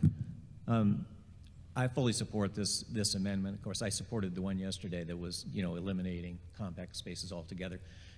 Living again in the postmark, where the parking spaces are assigned to the units, we don't necessarily see compact cars in compact spaces. It can be full-size trucks, in compact spaces, and just kind of like the picture began to suggest, that a large vehicle in a compact space can consume the entire space. There's really no way to know when a condominium is sold and it has an associated parking spot, what kind of a car that new buyer is going to have, or indeed what they might buy in the future. There's no logic, I think, to even having the compact spaces.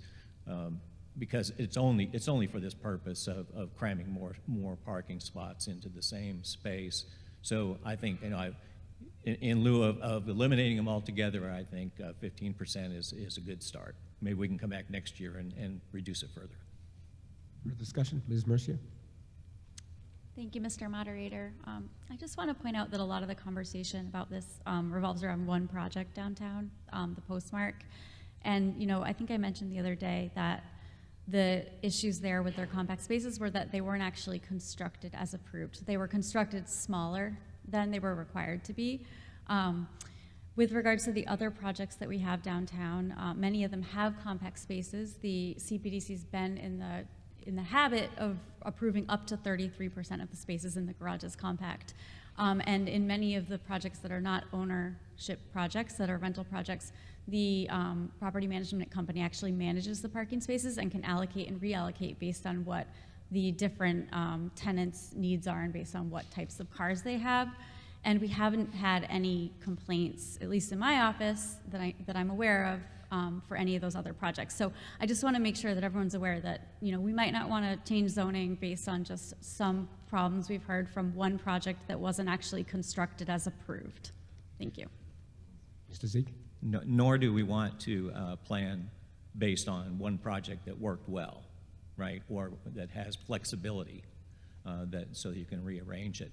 I think, yes, there are serious problems at Postmark of spots that are too narrow by anybody's measurement, but I'm talking about compact spots that meet the approved compact size, but nevertheless are not homes to compact cars. You know, there are homes to full-size cars. And, you know, this is one of those things that, you know, given a choice between a green space parking spot and you know, maybe a rooftop deck or something like that, you know, it's the parking spot that makes life miserable. And this is the thing that needs to be fixed. Thank you. Further discussion? None appearing. Are we ready for the vote? This requires a majority vote. All those in favor, please raise your hand. Those opposed? And the motion carries. Next amendment is by Ms. Scanlon. Is Ms. Scanlon here? No? Okay. We will move to number 7, Mr. Dardino.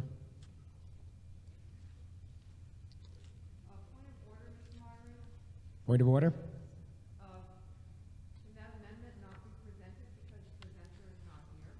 Well, there's nobody to move it. Did you want to move it? Okay, that's fine. Okay, could we have that one up by Ms. Scanlon?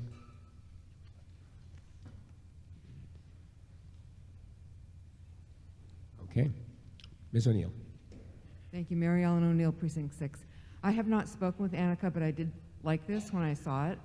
So move that section 10.5.9 be amended to include a landscaping plan and plant schedule shall be submitted that demonstrate that the plantings within the open space are a minimum of 75% of a variety of native species and to the maximum extent practical.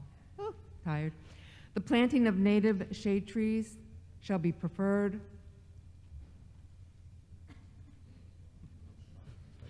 over or in addition to native shrubbery, herbaceous, or wildflower cover. And then included the word also down there. So I make that motion. Okay. Is there discussion on that? Second, yeah, okay. Is there discussion on that? Ms. O'Neill? It just made sense to me. And we're dealing with a lot of like pulling invasive species from all over the place, so it also seems wise. Thank you. Any further discussion? Ms. Klisch? I'll just chime in. This is not something that CPDC considered. I can't see a problem with it. Is there further discussion? But there was a second. There was a second. Yeah. But I also would just maybe a point of order. I saw on the proposed amendment there was a second part, and Ms. O'Neill, I didn't know if you wanted to make that as part of this same motion or do that as a separate motion.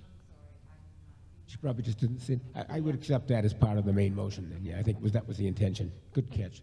Is there further discussion on that? None appearing. We're ready for the vote. All those in favor, please raise your hand. Those opposed? And the motion carries. Okay, and now we move to Mr. Dardino.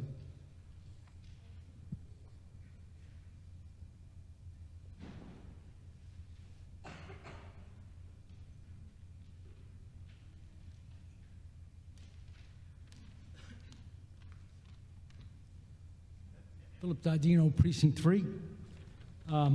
I'd like to make a motion to amend section 10.5.10.5D, which says, if approved by DHCD, the housing market and selection plan may provide for local preferences in resident selections. And I'd like to replace that with, if approved by the DHCD, the housing market and selection plan will provide for local preferences in resident selection for 70% of the available units unless a waiver is requested and granted. Now, is there a second? Second, Mr. Dardino. Go ahead. So the idea here is that if we're going to have affordable housing, we certainly want to be able to support our community. We want our community to get the first shot at this. Now, 40B, 40R is silent on local preference, but 40B provides that a town can require up to 70% of the available units to be considered for local preference, for people that live in the town. And there is a set of rules as to how that applies and the like. But now the reason, so what I'm saying is rather than, I don't even understand why it would say may, clearly I would think we want our local young people and our local older people, because that's what affordable housing ends up to be. It ends up to be younger people that can't afford it and older people that are trying to go down. And so they're buying a cheaper price, or they're renting. A lot of renters renting a cheaper place. So I would think we want to keep these people in our town, okay? Now, what I've provided here is that it's 70%, which is what 40B says, all right? Says unless a waiver is requested and granted. The reason I have that section in there is in case for some reason the builder is not able to get to 70%, and then he can come and ask to waive a couple of that out because he can't find enough people. Now, that on a surface seems unlikely, but you want to give that opportunity to be able to correct that. Okay, further discussion. Mr. DeRezzo first, and then. Thank you, Mr. Moderator. Tony DeRezzo, Precinct 2, Associate CPDC member. My question is, who do you expect to grant the waiver? Are you expecting CPDC to grant that waiver or DHCD? I expect through the waiver process, that's set in the document. So in this case, it would be CPDC? Right. Okay, thank you. Ms. Doctor? I can amend it to say that if that's necessary.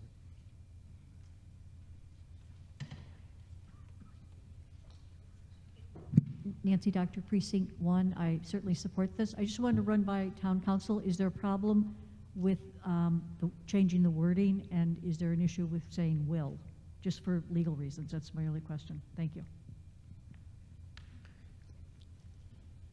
Do we have a response? Oh, we're working on it. Hold on.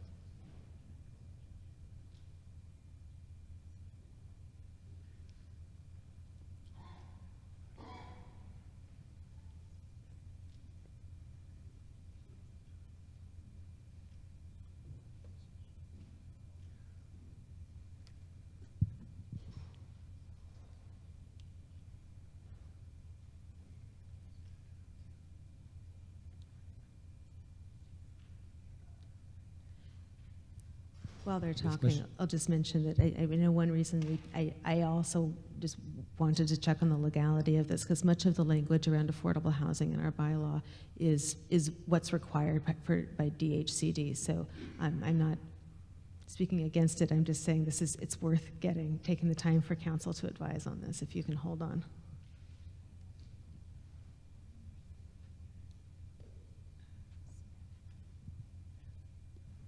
Ms. Freed? Thank you. I guess we have a couple questions about what exactly the waiver is. So the way that it works is that you present your marketing plan to DHCD, and in that marketing plan, you have to outline your local preference requirement, and the town actually has to supply evidence as to the fact that the local preference is needed and warranted in this case. And my understanding is that the town does that with some frequency. And so I have no issue from a legal standpoint as to the first part of the proposed amendment. I just am unclear about what is actually getting waived. Once DHCD approves your marketing plan, the developer has to comply with that marketing plan. There are provisions in there about what happens if you're struggling to find tenants, but it's all outlined in the marketing plan, and CPDC has no control over the marketing plan and what happens. So, I think one way to potentially amend this provision is to just strike everything from unless a waiver is granted, strike unless a waiver is requested and granted. That might make this a little bit more user-friendly. I have no problem with that. That's okay with me. Trust me. And I might suggest another friendly amendment that will become shall and in lowercase.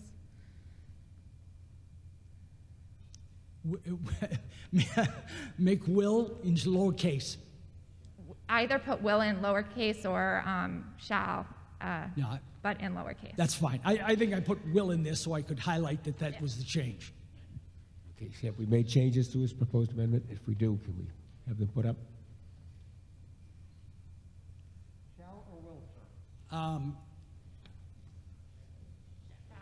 Is shall all is right? fine. Shall is fine. Shall's fine.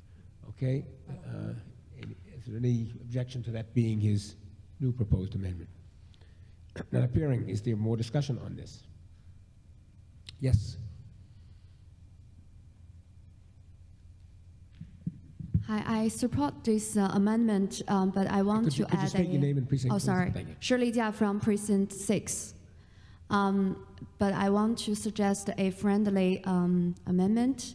I want to add, except in the case of senior housing, which should first satisfy the resident need.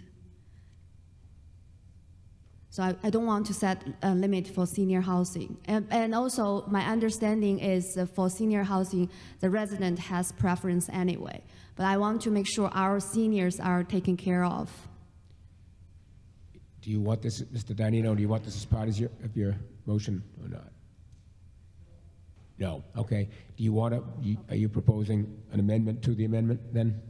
Yes, Okay, could we get that wording again? except in the case of senior housing.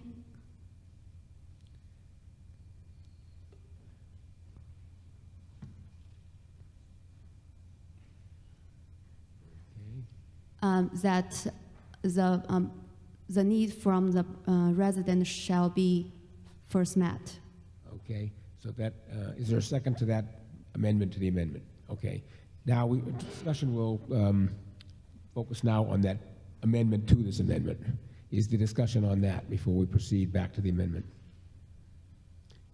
None appearing. Are we ready for the vote? Okay, all those in favor of adding this new line to the proposed amendment, please raise your hand. Those opposed? And the motion does not carry. We are now back to the proposed amendment. Is there further discussion?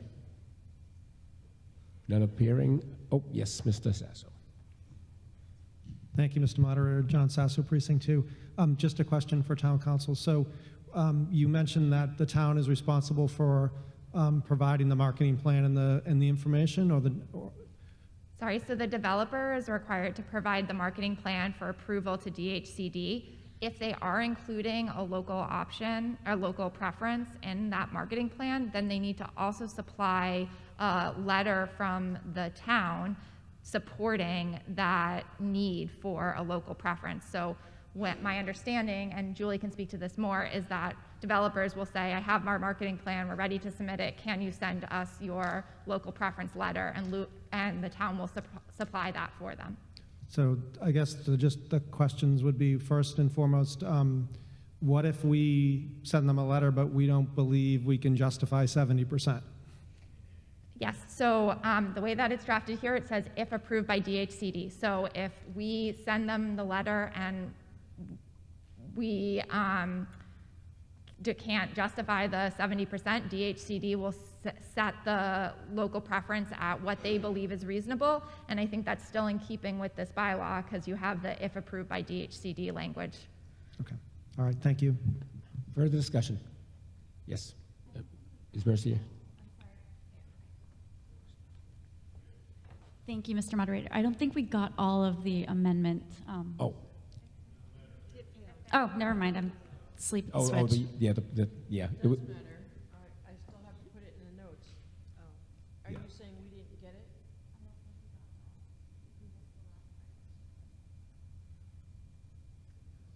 See, Except in the case of senior housing.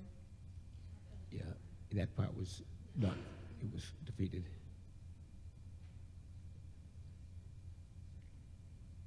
It looks like you have it in your notes, right? Yeah. We have, go ahead, I'm sorry. Can the presenter please tell us what it should be? I think it didn't carry. So I suggest, except in the case of senior housing, in the case 70% limit is not applied, but people didn't vote for it. We've got it. We have it, yes. Thank you, we have it, yes. It was defeated, but we wanted to make sure we had it for the notes. But it looks like we do. Yeah. Okay, further discussion on the proposed amendment. Oh, Ms. Snowdoxer?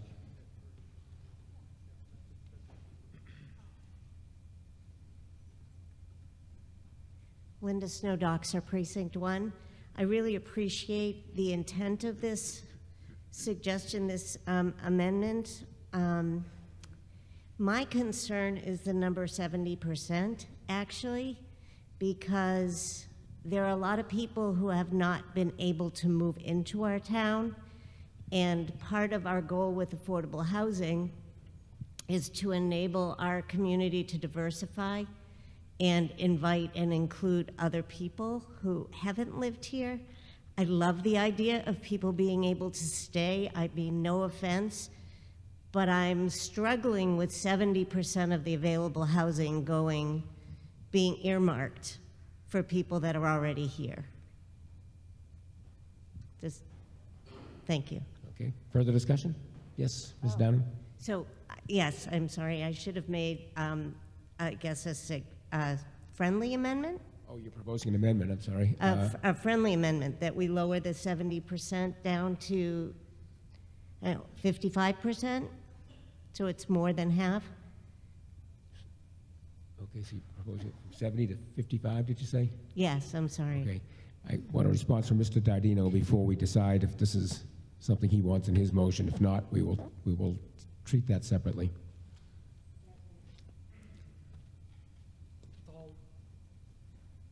With all due respect and understanding your fine explanation, we're talking here about our seniors, people you know, and your students.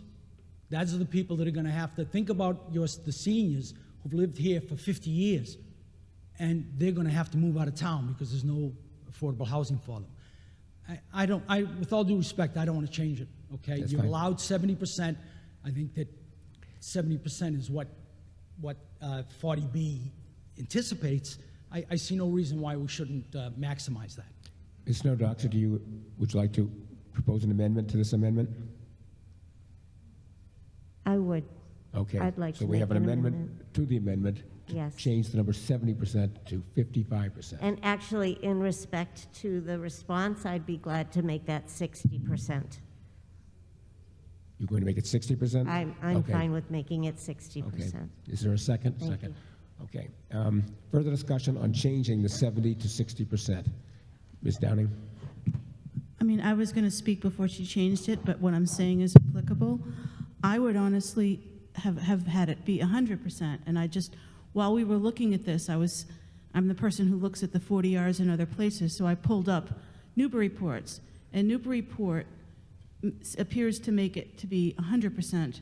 Their affordability has this clause, I'll just read it, a requirement that buyers or tenants will be selected at the initial sale or rental and upon all subsequent sales or rentals from a list of eligible households compiled in accordance with the Housing Marketing and Selection Plan, and there shall be a local preference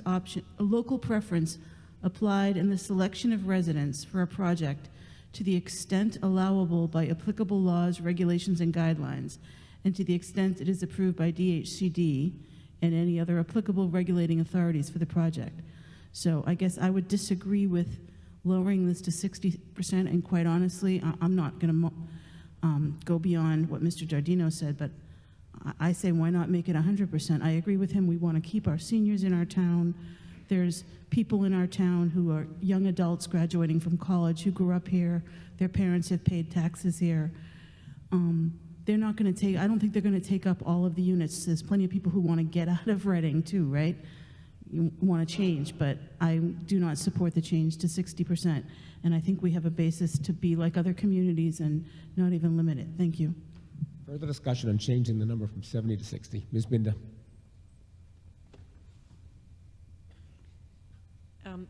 Angela Bender, Precinct 5. I have the same concerns about, I think 60 is a reasonable number. We do want to welcome other people in. So I know there are a lot of people who want to move to this town, and our housing stock is just becoming, it's pricing so many people out. So I am all in favor of 60%. Further discussion on the change to 60%. Mr. O'Neill.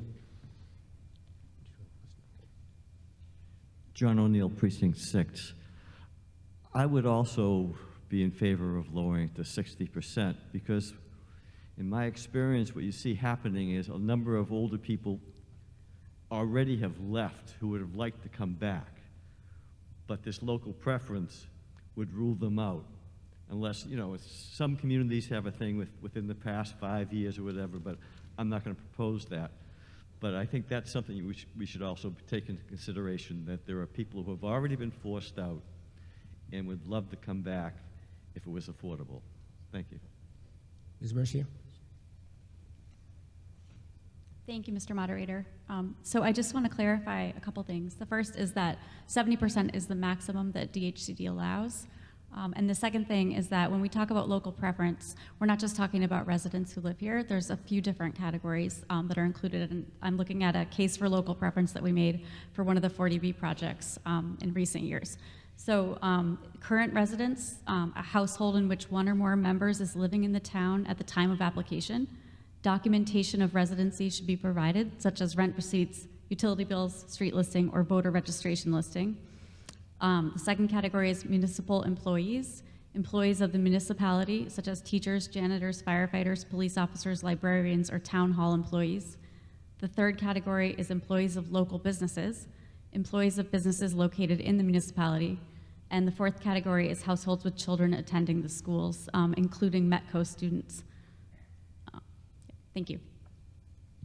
Further discussion on changing the number from 70 to 60. None appearing. Are we ready for the vote? All those in favor of the amendment to the amendment, please raise your hand. Those opposed?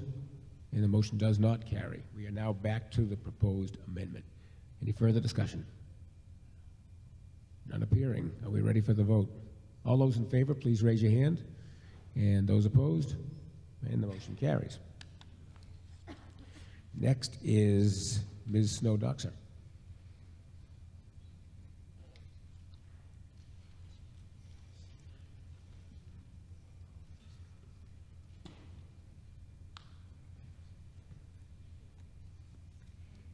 Thank you very much, Mr. Moderator. This is actually my first time formally making an amendment, and I appreciate town meeting's patience because I know it's late and we've spent a lot of time already. But first, I really want to say thank you to our bylaw committee and our CPDC and the zoning committee, all that's been done, and your ability to think on your feet and be open-minded about the amendments that we're proposing. I just am so awed by all of you, and I just needed to say that. My amendment comes, it's on page 33 in the warrant, and it's amending Article 1510.5.12 to add a clause to emphasize equity. So what I'd like to add is, quote, with units that are comparable in space, utilities, and livability to other units in the development. And this is about the affordability and the experience that people have had where the affordable units are not comparable to those that those others that are for sale, and they're not taken care of the same way. This would just make it explicit that we expect the affordable units to be of the same quality with the same access. So the entire motion, the article would read deeper, it's number 6, deeper or broader affordability with units that are comparable in space, utilities, and livability to other units in the development, and then the parentheses, i.e., units affordable. Is there a second? Second. Ms. Snowdoxer? You have further? Sorry? You can speak again. No, I just think that this would be, oh, and also on page 34, probably a parallel amendment would be under tier 3, also under affordable units, just to keep the language consistent. I'm sorry that I didn't realize that when I submitted my amendment. So I do think it's really important with our town's equity goals and our goals towards the affordability of our housing stock, that we make it clear to our developers that we want to establish a firm foundation of equity. It's not about ticking a box, it's about providing the right space for those who are moving into our town. And I think in that way, it won't create competition and it will welcome people in the right way. Ms. Herrick?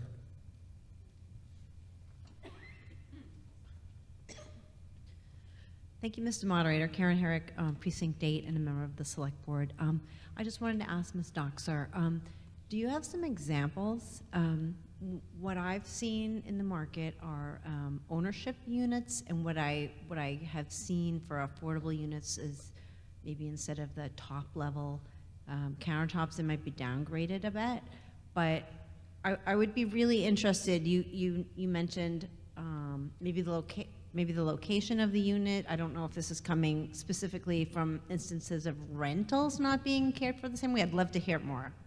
Okay, so the stories that I've heard are about accessibility, whether there's an elevator in the same proximity of an apartment that's an affordable apartment, about the size of the apartment being smaller because it's an affordable unit, to your, and I am talking rental, I am talking purchase as well.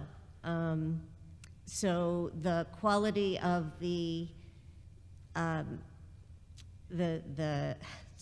washing machine, dryer, whatever it is, sorry, I can't think of the word, that whatever the accoutrements are in an affordable unit ought to be comparable to those in the other apartments as well. Is that answering your question? Ms. Herrick? Thank you. Amenities, thank you. No, that's a great, I was always under the impression that the units were the units. A one bedroom is a one bedroom in terms of square footage, okay? So I do know, so on our affordable owned units, and please jump in. So they might be designed with, and I'm gonna, just a countertop, maybe that's a basic countertop versus a super fancy one. But then when those resell, they're limited in how much there are some rules around the ownership ones. But okay, I would fully support this. I think it's very important that within a certain reason anyway, that we are not making the least desirable units the affordable units, if that's another way to look at it. So Thank you. Thank you. Yes, thank you. Ms. Klisch? Thank you. Thank you for this. I also want to point out, first of all, that this is a requirement, so no objection to including it here. I believe it's regulated by DHCD. I do have a question, though, about what you mean by the term livability. When I read this, that's the one area where it's fine, it's aspirational, but it's an area where there might be discussion about what livability means, and I'm wondering how you would define that. So I was thinking about, I was thinking about Ms. Shirley's example before about the mold that came up. And I was thinking about lighting, about crowding, that should be comparable. And I picked the word livability, but I would be open to a more legal suggestion for a term, if that's. I'm not necessarily suggesting a change, but maybe town council does. I just Ms. kind of Freed? flag that as a gray area. But in this aspirational section, that's probably okay. Ms. Freed? Yeah, thank you. So as Ms. Kushner has just said, this is already a requirement under the law. You can't discriminate against the affordable units. So I know there was some discussion about where they're located. That gets reviewed. So if you're putting all your affordable units by your trash receptors, that won't be approved. They have to make sure that they're spread out. So, you know, I'm not opposed to having this in the bylaw. I think it's already required by law, but I do think livability could just raise some questions as to what specifically that means, because when DHCD does look at whether you're discriminating against affordable units, they usually look at the size of the units, the location of the units, the amenities in the units, and the utilities that are provided. The term livability, I think, has like a holistic interpretation that we may understand, but I'm not sure that DHCD utilizes that term in this way. By your saying those, I think they were 4 requirements, I would feel comfortable with including those terms in this amendment. That's fine. We could include those.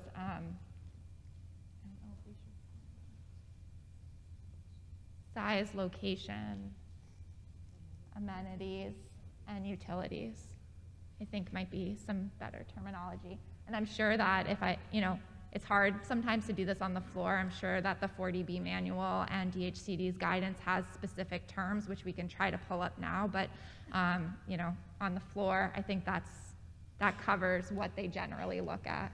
I don't know if location covers accessibility. So in terms of AD, yeah. So they are required to have a percentage accessible if they're over the threshold, and DHCD will look at whether any of those are affordable. So we could put in accessibility if that would satisfy the town meeting. Again, these are all things that DHCD already does. So, this is already a requirement under the law. We're not adding really anything new, just making it clear that it's the goal and the intent of this body that their developers follow the law. From attending the Mass Human Rights Coalition convening on affordable housing, I feel even if it is dictated by the law, it bears repeating so that people will know what their rights are. So I would like to keep that in, please. Is this now the wording that you would like?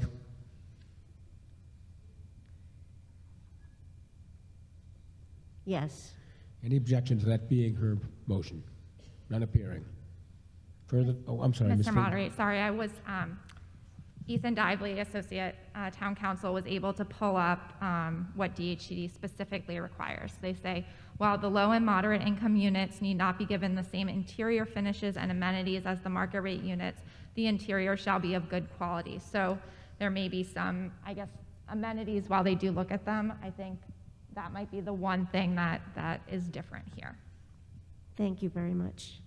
Further discussion on the proposed amendment? None appearing. Are we ready for the vote? Requires a majority vote, so we'll take a hand count. All those in favor, please raise your hand. And those opposed? The motion carries.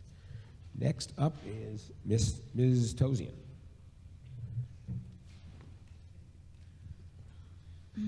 Thank you, Mr. Moderator. Cynthia Tozian, Precinct 6.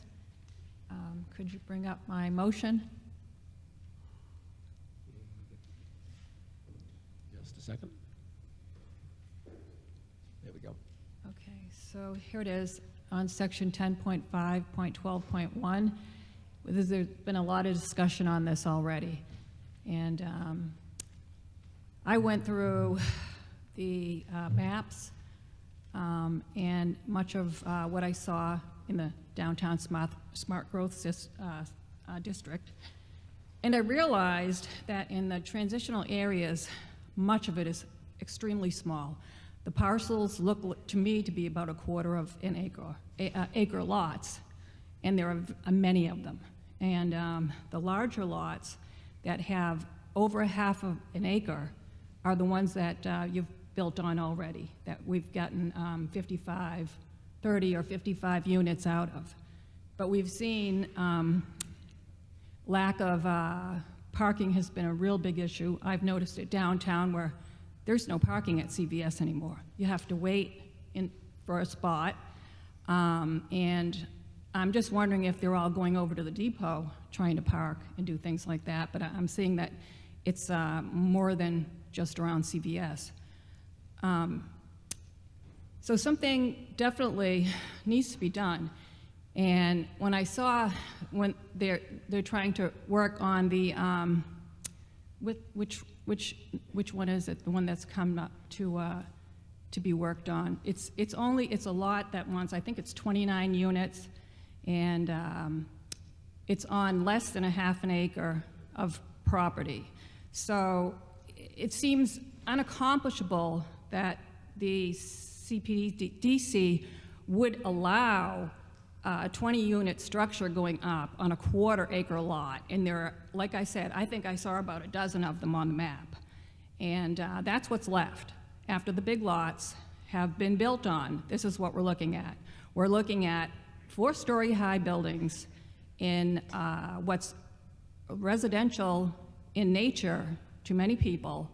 And after seeing what Ace Flats is doing to the residences, you need to look much more closely at what's happening to the town in itself, in the livability of the town, what we expect, you know, as town members, as town residents, what we expect downtown. Do we want our downtown to be all cluttered, no place to park, traffic every morning? What else is going to happen? I mean, you're not realizing, you know, the impact of packing so densely in these little tiny lots. And I think everyone really needs to take that map out and take a good look at it and see what we're looking at, what they are trying to push through here and accomplish. And I'm absolutely aghast at what I'm seeing. And I think everyone needs to get in there and understand that this smart growth district is not very smart whatsoever. I think it's going to have a negative impact. It's going to backfire in many ways if they continue at the pace they're going. So if you look at an acre, we're looking at 43,500 feet squared per acre lot. And they're now trying to build on less than a half an acre and put, you know, close to 30 units on less than a half an acre. And there's going to be parking issues, as we said. We're noticing it already. The residents are noticing it, and it's not easy to get around. I don't go to CVS anymore. Why? Because I've noticed I can't find parking. I go down to Stoneham. And, you know, I just think that it's an inconvenience for everyone to allow these structures to be put up, you know, in people's side yards, you know, backyards, wherever they are. They're intimidating, they're large, and they have a big impact on their lives and all of our lives when they come around to the edge districts and the places where we frequently travel. So I urge everyone to allow the motion to restrict the waivers on these smart growth buildings to not allow a waiver for under 30,000 square feet. And that's pretty much in line with what you've already done, except for Ace Flats, which I believe is well over the number for 30,000 square feet. Well, it's over the number that would probably be more reasonable for parking issues and things like that. So, I mean, they really need to rethink this, and I think it's up to the town members to look at these maps and understand them, and to not allow this building to continue. And I think in this manner, we've got to restrict the waivers on these, that, you know, if they have under an acre lot, then you get under, you know, 20 units on that lot, unless it has 30,000 square feet, where I've seen the buildings, and they're not, they're not enormous. They're not, we're looking at usually 4-story buildings next to residential areas, things like that. So, I mean, they're really intimidating if you live in one of those houses. And it's going to have a real large impact. I really think you really need to take this into consideration. I know they've done a lot of work on it, but as we see, these cogs are not moving in the right direction. We've got lots of problems, and I believe that it's only going to get worse if we continue in this manner. So while I do, I'm not saying that, I'm not restricting. They can still build if they put lots together. There are other ways to do it. If there's spaces along Main Street, there's ways to do it. I'm not prohibiting any building. I'm just trying to keep it in line with what the state says and what's good for the people that live in this town. And I think the number that I came up with, 30,000 square feet, is a good number to stop the waivers below that number, and let it be residential, because that's what we're used to, and not mess any further with the amount of problems that are rising from these large structures with little parking and things like that. Okay, is there further discussion? Ms. Klisch? Yes, thank you for that presentation. What I'd like to point out about this proposed amendment is the effect it would have on, essentially, you're right, everything that's been approved, including ones that have been entirely residential and very small. My concern with this is that we would probably see a real impact on the ones that people actually might find to be the most acceptable.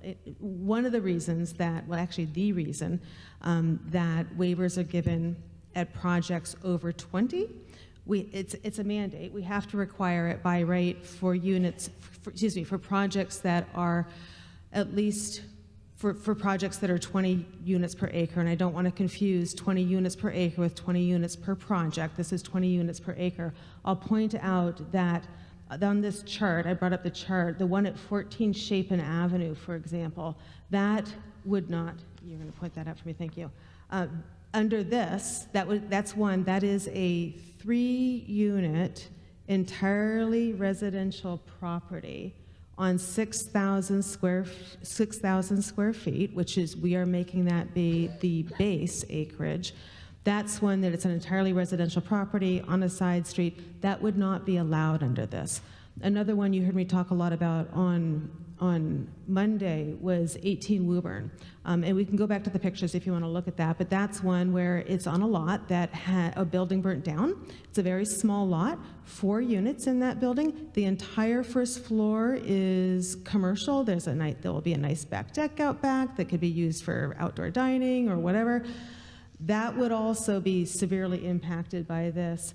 If anything, it was pointed out to me, if we were interested in having kind of the smaller scale projects, you might do the reverse with this. Having 30,000 acres be the minimum will directly result in big projects. So if we're interested in having the smaller scale projects and incentivizing the smaller project, this is kind of the upside down thing to do.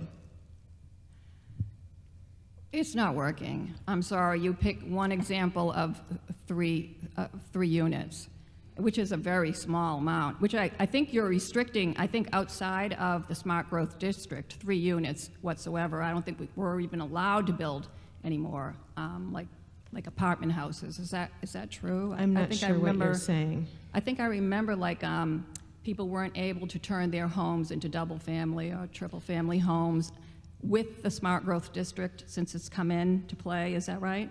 No, and I'm getting a little bit confused because Okay. I'm focusing on the smart growth district. Right. In the smart growth district, you're allowed to build multifamily. The one at the Chronicle is 7 units. What I would be very concerned about is this would essentially be a death knell for projects built at a smaller scale that is actually what we're hearing people want. I don't know that that there's much of that honestly. And on 6,000 feet, I'm saying on 30,000, you can put up, you can waiver at that point. But below, so 40,000, 43,000 feet, let's say, how much is 6,000 of that? 1/6, well, close to 1/7 maybe. So let's say 1/7 of 50 is how much? Times 7. No, you're wrong. It's more. They're allowed to have more. They're allowed to have more than that. So don't bring that in, because that doesn't make any sense. Because I'm confused about what you're saying. no, you're saying you can't build 3 units on 6,000 square feet. I'm saying 6,000 square feet is like 1/7 of an acre, so they're allowed 1/7 of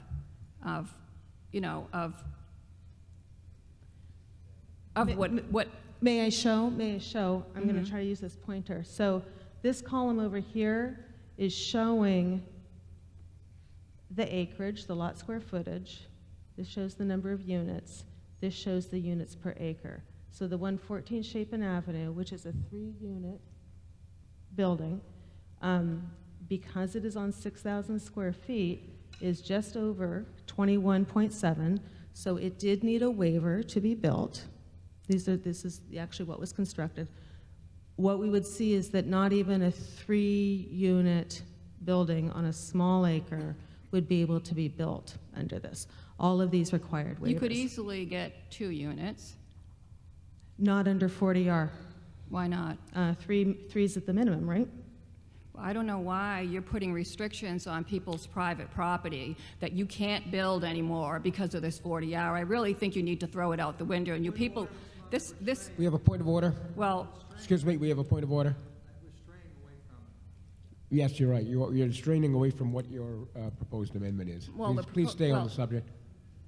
Well, maybe I have to make an amendment that we just, stop this 40R district from destroying, the town, because it's going in that direction. You're waiving. We're going to make waivers because it's one building. We want another family to come in. We're going to waive for that one too.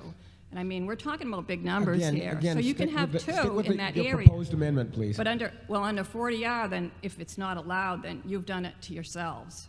So you're just shooting yourselves in the foot, because this is not helping the town. It's making a mess of it, seriously. If you're not very careful about what you're doing. Please stick with your proposed amendment. 30,000 square feet. Please stick with your proposed amendment. I have, Mr. Moderator. I'm telling you, 30,000 is what I want. I want it to stop at 30,000. Don't waive beyond that, below that, because it's really having a big impact on everybody, okay? We live here. It's a residential area. And I'm not going to, for 1 unit, seriously. Further discussion? Yes, in the center.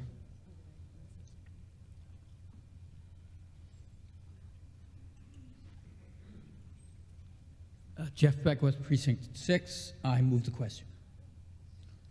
There's a motion to end debate on this proposed amendment. Is there a second? Second. This requires a 2/3 vote, so we'll take a standing count. All those in favor of ending debate, please rise.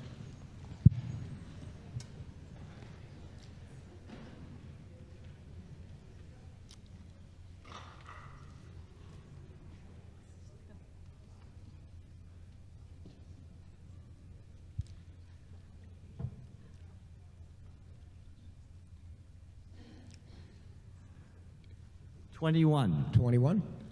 33. 33. 24. 24. 33. And those opposed to ending debate?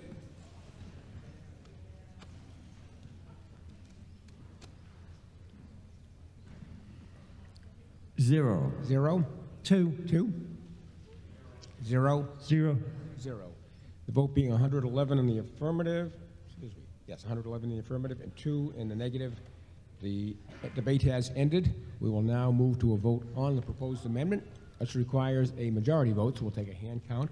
All those in favor, please raise your hand. Those opposed, those opposed, and the motion does not carry. The next one is Ms. O'Neill.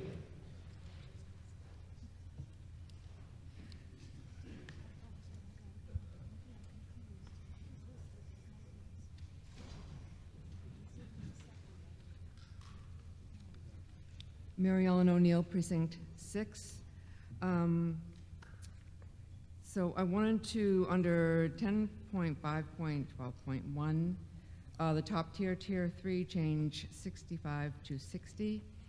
We'd also have to go back to the beginning of that section, 10.5.12.1, at the very end under number 4, just to change 65 to 60, if we could do that also. Thank you. Okay. Is there a second? Second. Ms. O'Neill? Just very quickly, the state does require just a minimum of 20 units per acre. At 60, we'd be allowing 3 times higher than the state minimum. Postmark Square, which is probably one of the more pleasant developments downtown, is at around 53. And it does provide, at least on Haven Street, some setback from Haven, some step backing in the building. There's just a sense of a little more space around that building. 18 Woburn Street, which has been praised here a lot, might be a nice building on a bigger lot, but it's going to be, once it's built, I think will just give us a complete canyon effect as we enter that CVS parking lot, and I don't think that we're going to be that pleased with it when it comes into being. So I also want to say that I don't really agree with the argument that you squeeze one thing here, like the parking or the density or the open space, that there's trade-offs here. I think the goal of this is to reduce the density slightly so that we do have opportunities for reasonable parking, a little more open space, and just a better feel to the buildings that we know will be coming in the future as we keep this 40R in the downtown. Thank you. Further discussion on the proposed amendment. Ms. Klisch? I'll just make a quick point, and thank you for that. Here's my chart again. That's good. Without all the highlights. This is one where, again, and you mentioned the 18 Woburn Street project. When CPDC was looking at this, the data that we had, the experience that we've had in town so far, led us to the 65 unit per acre cap based on what we had seen. My concern, my personal concern, is that by shifting it a little bit down towards 60, the projects, again, that we would most impact are the projects that might be built on the small sites that have, by the nature of them being small buildings, and when you're looking at the scale that they ought to be built at, would have smaller numbers. It's the big buildings that would have more maneuverability. Where if it were 60 units per acre instead of 65 units per acre, that could change their density by changing the size of their units, the number of bedrooms, whatever, without actually changing the size of the building. So this is my only caution, my only concern, that it's the smaller projects that would be most impacted by this. I'm not sure that lowering the density by 5 units would impact the ultimate size of the great big ones.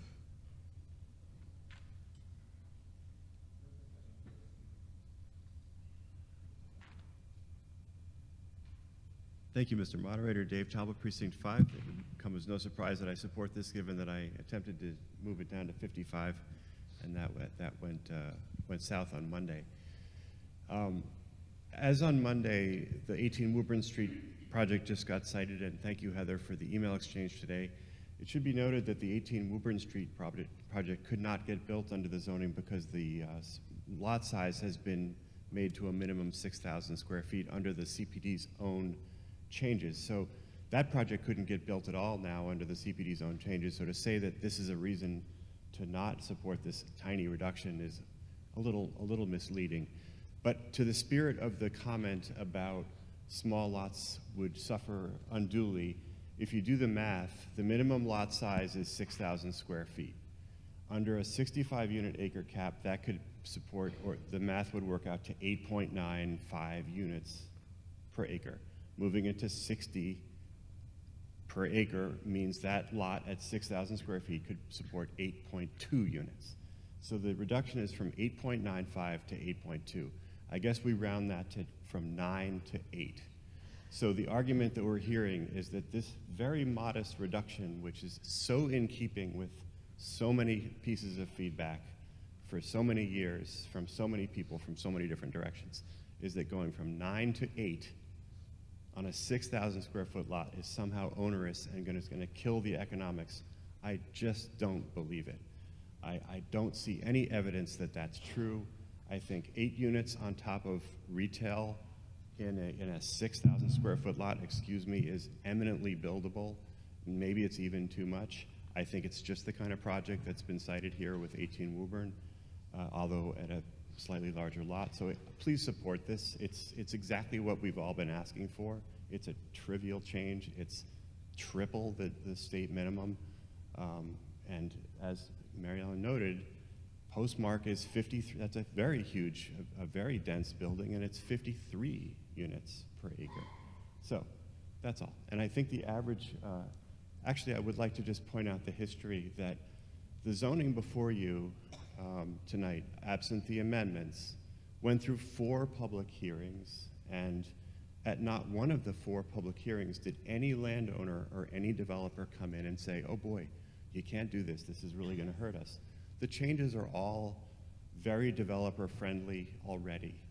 They're really, there are changes and they're good, but they're not really so significant that any of these landowners or developers bothered to show up at any of the public hearings to object or try to change them in any way. This change is so small, I just hope you support it as you did with Ms. Brucalaccio's good amendments. It's moving in the right direction. I don't think it goes far enough, but I think it will help. Thank you very much. Further discussion? Ms. Clich? I'd like to clarify one thing about 18 Woburn, which is, you can see right up there that it was on a 4,000 square foot lot. It's also a very unique one, and it actually factored into our thinking about, say, the minimum lot size. I know this is about density, but it's related. 18 Woburn is on a slope. It is from the Woburn Street side. I believe it's 3 stories. The parking is kind of allowed to be essentially like half underground because you go down the hill and the parking is down there. So on that site, it works. They would, of course, need a waiver if they were to come in and try to build on that lot anyhow. I think there's a question about whether or not anybody who would potentially invest in it would even get past the dimensional controls we're setting. There's actually kind of a bit of concern about that. Oh, shoot, there was another point I was going to make, and I can't remember what it was. But I think that's it. I said my point is that it still holds that these tweaks, the bylaws on the whole, this is what it is. The bylaws on the whole, we have placed many, many more constraints. Minimum lot size, 30-foot combined setback from the outset, all of the step approach to the waivers. We have placed so many constraints that, again, I just ask my colleagues here at town meeting to consider essentially how much we want to have mixed-use development in town. How much do we want to have people near businesses, and do we really want to be putting this kind of downward pressure, especially on the smallest projects, like the one we could also point to the one at Chronicle, where there are 7 units it's a density of 53, but also understanding that it's the bigger properties where the bigger properties is where this might make actually kind of a negligible change in terms of the overall massing of the buildings. It's the other combination of things that we're doing that will impart change. This just might add more restriction. Further discussion? Mr. Arena?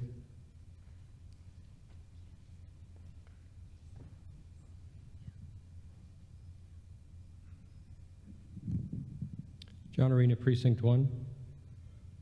The 40R program was originally adopted by Reading and expanded, I think adopted in 2010, expanded in 2017, primarily as 2 purposes, but primarily as a foil to 40Bs. That is to say, to effectuate more affordable housing in an area under our control to help get us to the limit where we could say no to 40Bs.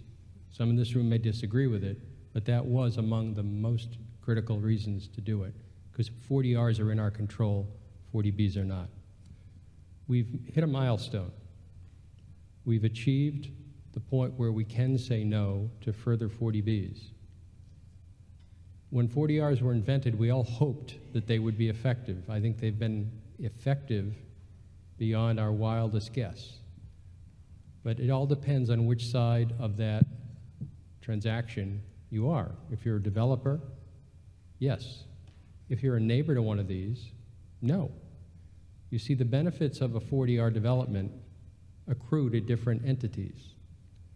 The neighbors don't really have a say, but their impact is notable for the balance of the time they occupy the property. The developer gets the profits from the deal and perhaps the maintenance of the property as well. You've heard tonight from a number of speakers that massing and size and the growth of 40Rs has reached a point where we need to make changes. I believe we're so focused on the math, we've missed the purpose. The purpose of achieving affordable housing has been met, at least for the moment, and this will not change at least until 2031 when the next census comes out. I do think there's an opportunity to get our foot off the gas and at least tap the brakes.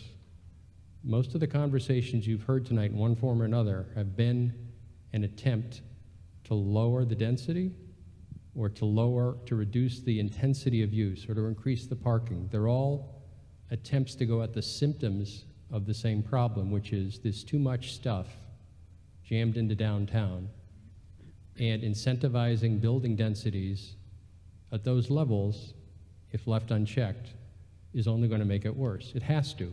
We know what the future holds because we have the history to prove it. I would actually be in favor of reducing the units per acre in Tier 3, far more than the proposed motion. And the reason is simply that that quaint postcard-like environment that some have reflected on that Reading of days gone by looked like, is gone for good. But even the view we have of it today will disappear if we have this number in 10 years. Again, I mentioned earlier Tuesday night that Main Street is the next candidate. There's all commercial, they're all single story. The value of those properties is quadrupled when you start talking about putting residential housing in a 4-story building and commercial on the first floor. The value of that property is determined by us by the density we allow in zoning. The more density, the more sales.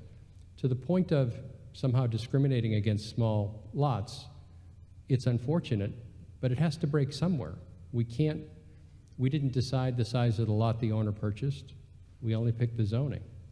And as I mentioned earlier, there are winners and losers in this game. We're only focusing on those that buy the property and develop it, not those that remain behind and live next to it. I'd like to amend the motion to formally bring the Tier 3 maximum density down to 50 units per acre. My rationale is we've got where we said we wanted to be, and we have a slight margin. At 50 units per acre, we can continue to grow, and I would not be adverse to someone proposing to reduce this further. I do think we need to start looking at our neighbors and not just look at the pocketbooks or the incremental tax revenue that the town will earn. That may have been our motivation when we were subject to 40Bs. We're out of that pickle at least for the next 8 to 10 years. There's no reason why we can't take some of the emphasis on further unit growth and further density growth for the near term. I'm not saying drop it to 0. I'm saying to take our foot off the gas. So to be clear, you're Amend amending 60 to be 50, for amendment please. from 60 to 50. Okay. Is there a second to that? Second. We'll now discuss the proposed amendment to the amendment. Ms. Snowdoxer?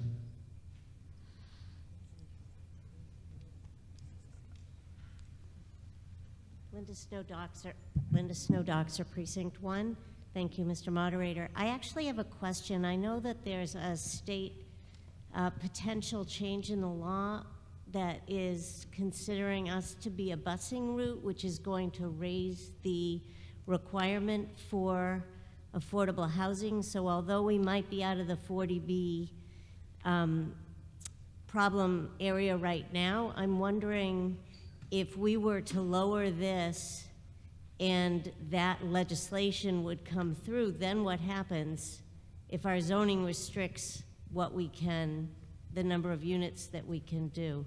So I'm just wondering if someone could explain that. Thank you. Do we have a response? Ms. Freed? Thank you. Are you talking about the MBTA communities? Yes. Yes. Yes. So my understanding is that there is not an affordability requirement with that. It's a density requirement.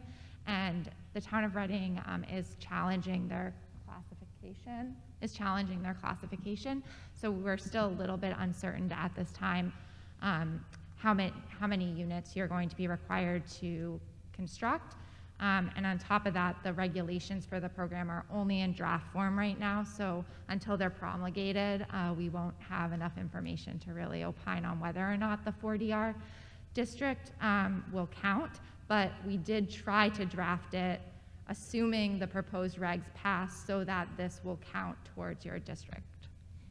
And Mr. Moderator, my concern is that if we pass this amendment now, we might end up in, to quote Mr. Arena, a pickle later, because we're not going to leave the room to adjust to whatever that ultimate decision is. That is so I would not support this amendment, even though I like the intent of it. Thank you. Further discussion on changing the, Ms. Downing?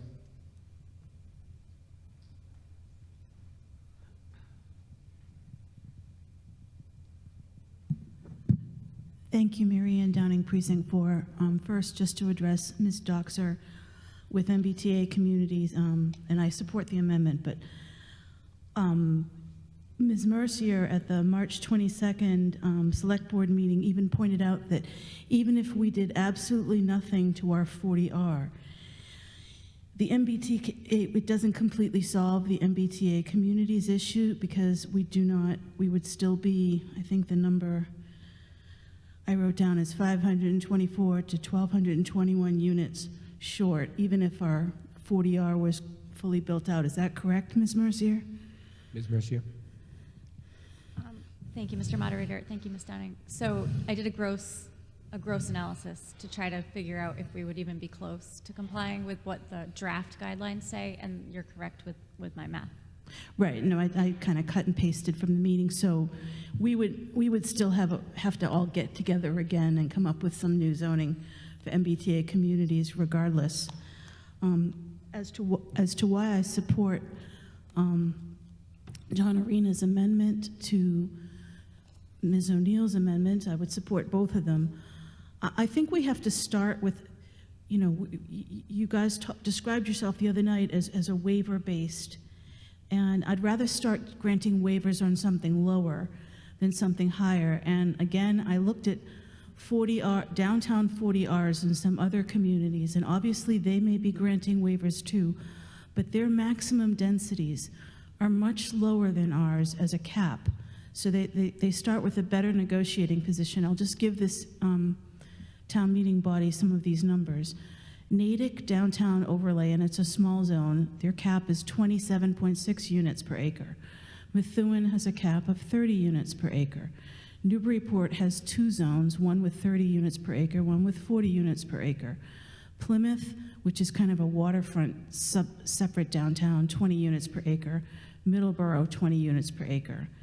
And I just think, we have no cap, and just in terms of the 65, if you look back at the table, any table that showed all of our densities, if you take an average of all of the 40Rs that we've approved, other than Chapin Street, which is kind of an outlier, the average is 66.7 units per acre.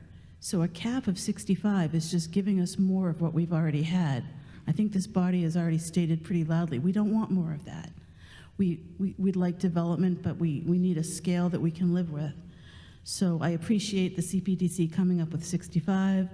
I appreciate Ms. O'Neill proposing 60. I appreciate Mr. Talbot for 55, but I think Mr. Arena with 50 is kind of hitting where we would all like to see it, and I support that. Thank you. Ms. Mercier?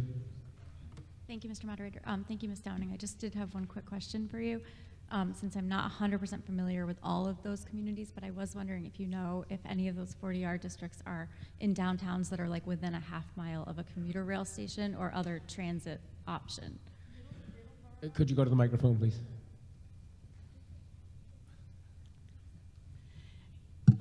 Yes, Middleborough's is, and Newburyport's is, and let me just check. I don't believe Methuen's is, but definitely Middleborough and Newburyport. Newburyport has a couple of them, and that's the one where it's downtown adjacent. Middleborough created it to be near commuter rail, and I don't know, is there a difference? I mean, not everyone has a commuter rail in their downtown. Ms. Mercier? The only difference I could see is that, being approximate to transit can drive density, right? And I did just want to add one clarification regarding the state's requirement for affordable housing. So the decennial census, which is every 10 years, adjusts our denominator. So every 10 years, our denominator of total year-round housing units changes. And then our subsidized units, which is our subsidized housing inventory, which is the numerator, the math, what am I trying to say? I'm trying to say that it's a moving target. The 10% is a moving target. So currently we are still waiting for the DHCD to release the updated subsidized housing inventory for Reading. We do believe, based on projections that we've made, that we'll remain slightly over 10%.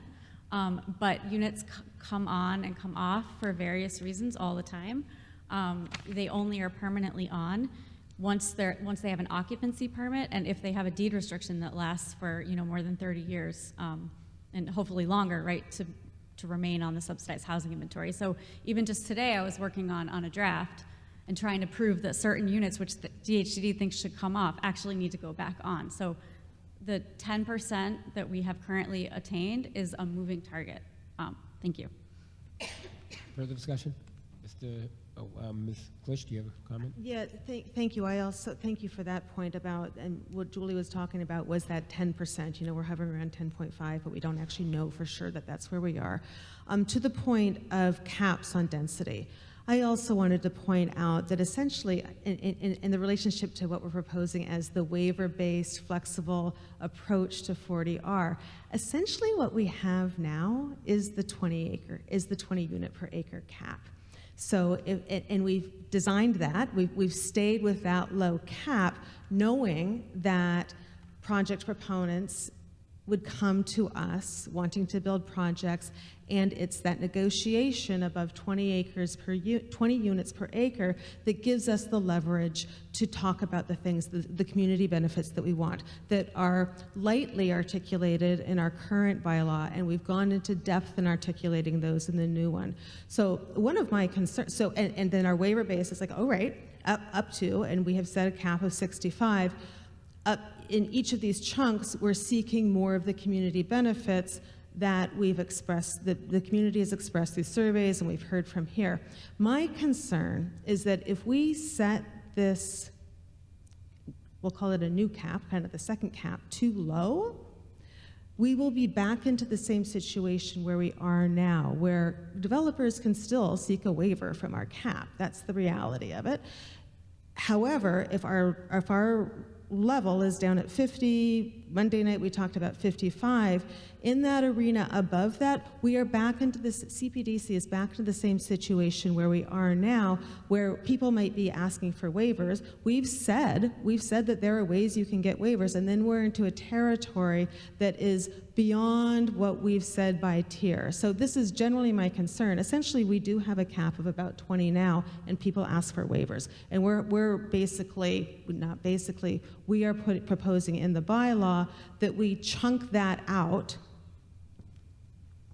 We chunk it out so that we get the kind of benefits that we might see for projects that might be able to handle that kind of density. Mr. Talbot?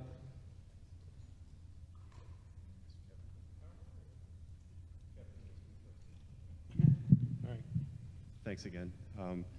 That was interesting. But by saying a 65 unit cap, you're saying that's kind of what we want because you're putting that number. I do support the amendment because, in fact, I did start at 50 units an acre on the previous town meeting. I didn't start at 55. I think at the time it caught people by surprise. I think there's been some education in the meantime. I think 50 is actually quite reasonable. It's actually quite dense. Ms. Mercier, you asked the previous speaker to describe what were these other towns what were their density caps? I guess I would ask the question back to the staff and the professionals who've been working in this. Can you tell town meeting what other suburban communities around train stations have set even 50-unit caps around their train station for their 40Rs? What are the examples that go to 50, much less 65? Where are those examples? Thank you, Mr. Moderator. So one question I should have asked Ms. Downing as well, which I didn't, is whether she knows if there's any 40R projects happening in those communities. When my staff planner and I looked for comparable communities to try to see what kind of zoning they have, when we were working on the drafts to propose to CPDC of ideas of how to change this bylaw, we had a really hard time finding communities that were comparable, that actually were having development and that were having any of the challenges or pushback or issues that we're having here as models or as guidance for us.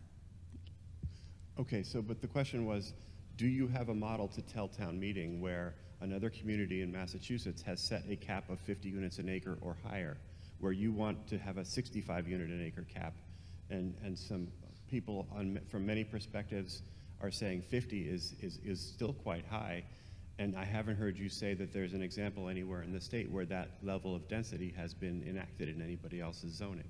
Is that right? 50 units an acre is unprecedented anywhere in the state except for Massachusetts, except for downtown Reading, and in one little triangle of part of the downtown. I guess that's what we're coming from here.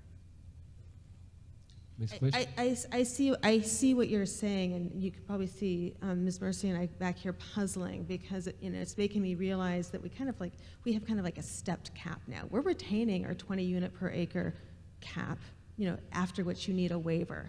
And so in any community that sets their cap at a certain level, is probably subject to waivers. I don't know, because I haven't looked at all the communities, right? We're saying that in order to get the waiver above 20, you must do these things. So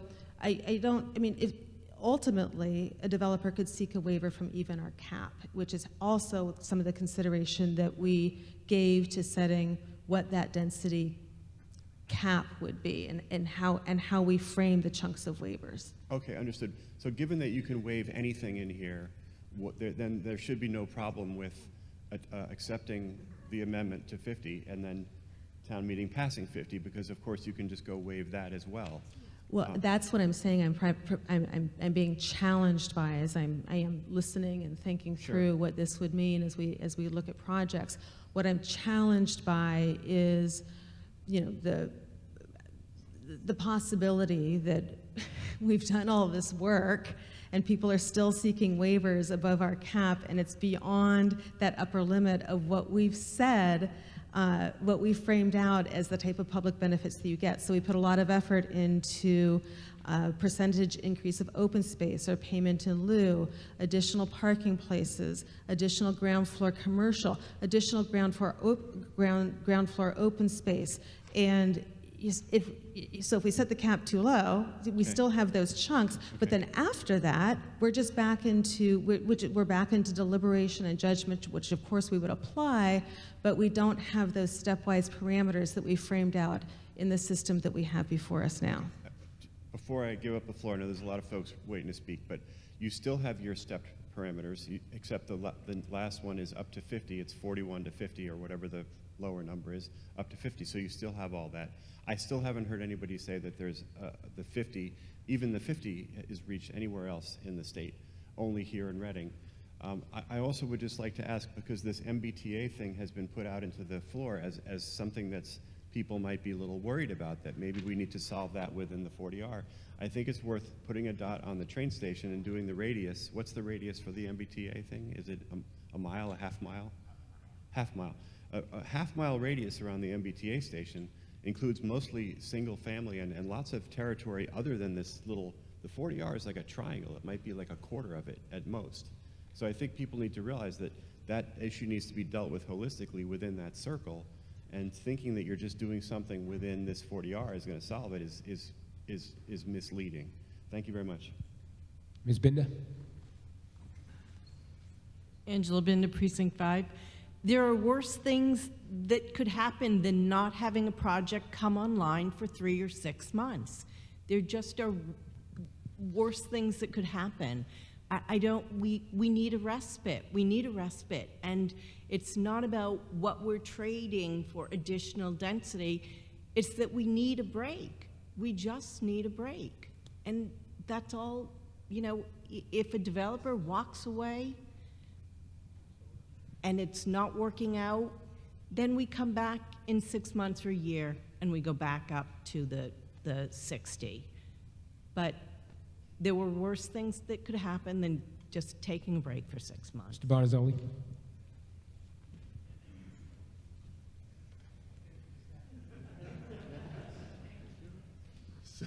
Sorry, thank you, Mr. Moderator. Move the question. Are you moving it on the change from 60 to 50 or on both that and the amendment? That and the amendment. Both, okay. So this would end discussion on, we would take vote, if this carries, we would take votes first on changing from 60 to 50, and then we would then proceed to a vote on the proposed amendment. So we have a motion on the floor to end debate. It requires a 2/3 vote, so we'll take a standing count. All those in favor of ending debate, please rise.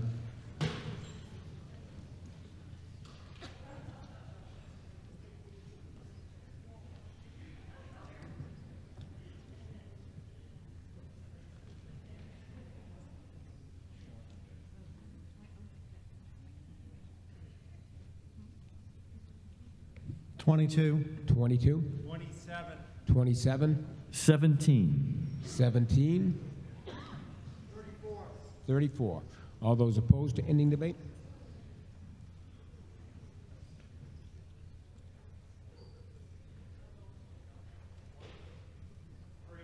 Three. 3. 3. 0. 10. 10. The vote being 100 in the affirmative, 16 in the negative, the motion, debate has ended. We will first take a vote on the change from 60 to 50. It requires a majority vote, so we'll take a hand count. All those in favor of changing 60 to 50, please raise your hand. And those opposed? And the chair is in doubt. All those in favor of the change, please rise.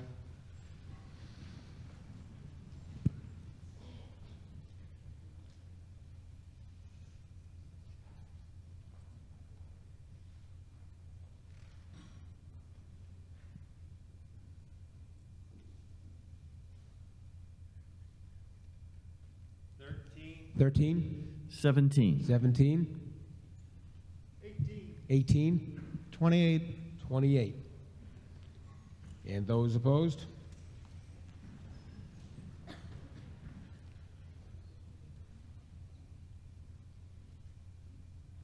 Seven.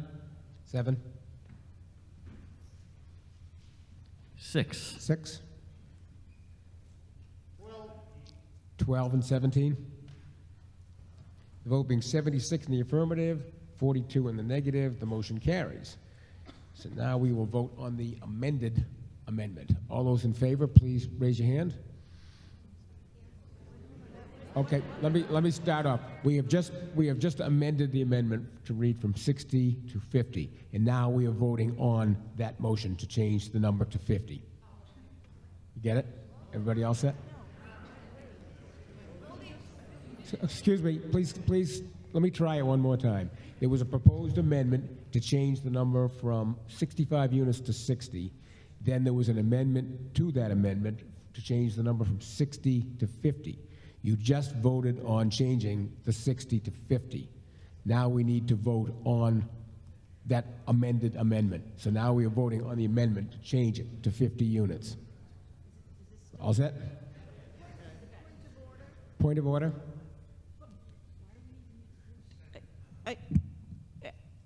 I'm confused as to if this doesn't pass, we go back to the original. Correct.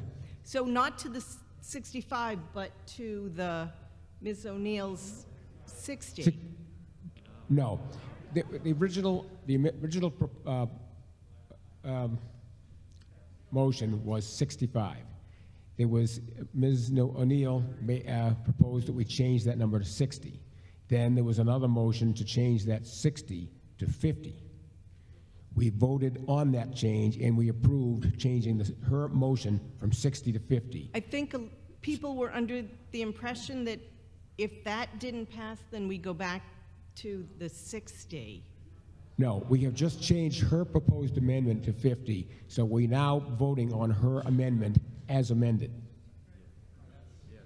The number, originally, the motion was for 65. It was changed, Ms. O'Neill had a motion to change that number from 65 to 60. Okay. Then there was a second motion to change that from 60 to 50. I was under the impression that if that didn't pass, it went back to hers, and I think other people were No. too. No, we are now voting on her. Can I reconsider? Can I ask for reconsideration? No. Okay, so the vote now is the amended amendment. So all those in favor of the motion, which now reads 50, please raise your hand. And those opposed? And the motion carries. We are now back to the main motion under Article 15. There are no more known amendments before us. Is there, Mr. Arena? You have more amendments?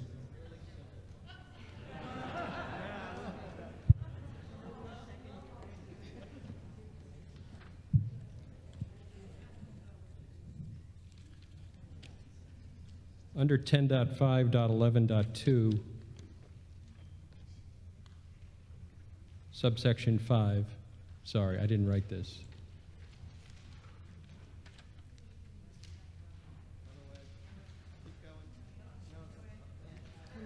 Ten 5.11.2. Keep going. Then there's a sub 5 under that. Go to sub 5.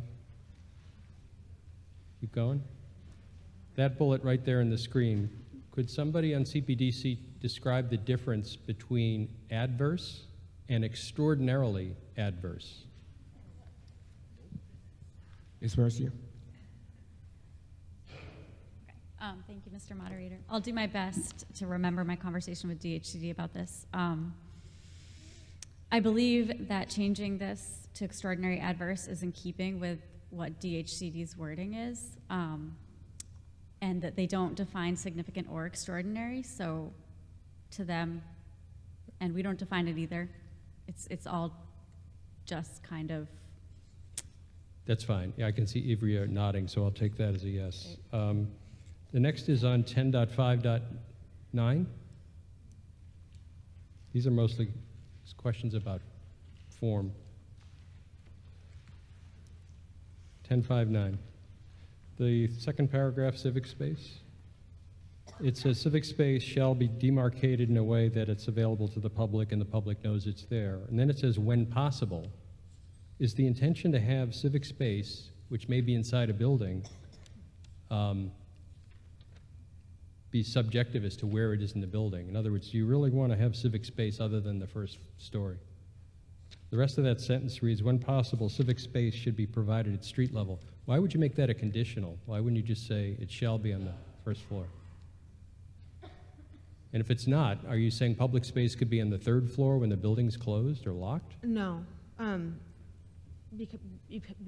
We're not saying that because our language is saying that they shall know it's available for public use. What I envision, for instance, is if there's a building that has like a terrace that's stepped up, and that may count as civic space. We don't want to limit it to only being on the very ground level. So it must be open at all times and not closed at night. So that would allow a terrace, the example you just described. Yeah, and to the same extent Good. that a park may not be closed Good. at night. Thank you. Okay. Further discussion on the main motion? Yes, Mr. Dardino?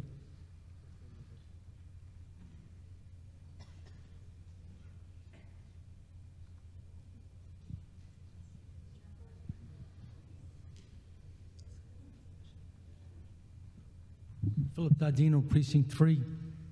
I move the question. Okay, is there a second? Second. We have a motion to end debate on the main motion as amended under Article 15. Requires a 2/3 vote. So we'll have a standing count. All those in favor of ending debate, please rise.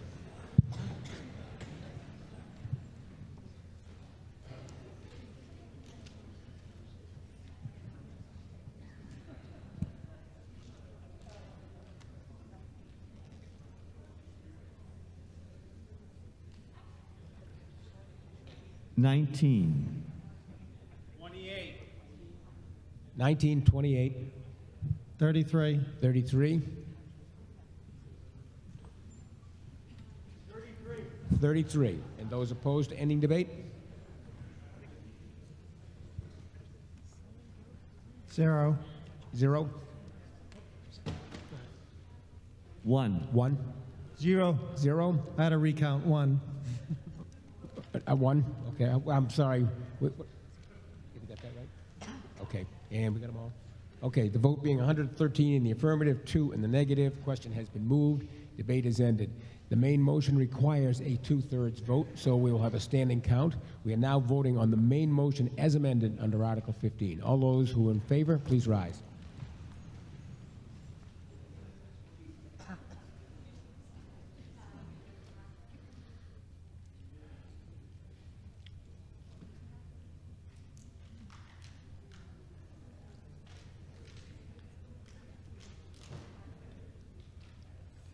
Twenty-two. 22, 34. 34, 37. 37, 33. 33.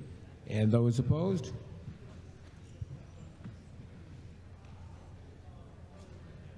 0. 0, 0, 0. 0, 0. Vote being 126 in the affirmative, 0 in the negative. The main motion under Article 15 carries. If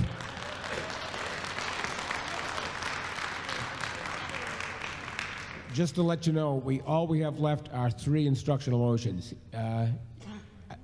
You withdraw, okay. Mr. Doxer moves that we take Article 3 from the table for the purpose of instructional motions. Is there a second? Second. All those in favor, please raise your hand. Those opposed, motion carries. Article 3 is now on the floor. Let me pull out. Okay, let's see. Carolyn Whiting.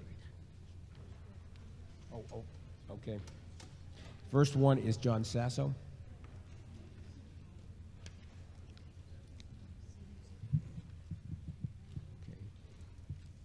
Thank you, Mr. Moderator. John Sasso, Precinct 2, and thank you for town meeting.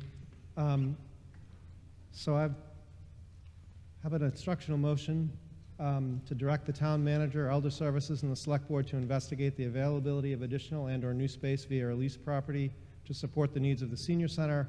Also provide a plan that addresses the funding, logistics, and staffing required to support the expansion of space and services consistent with the expected additional programming. If necessary, return to town meeting, even a special town meeting, to request funding and support such a plan. Is there a second? Second, Mr. Sasso.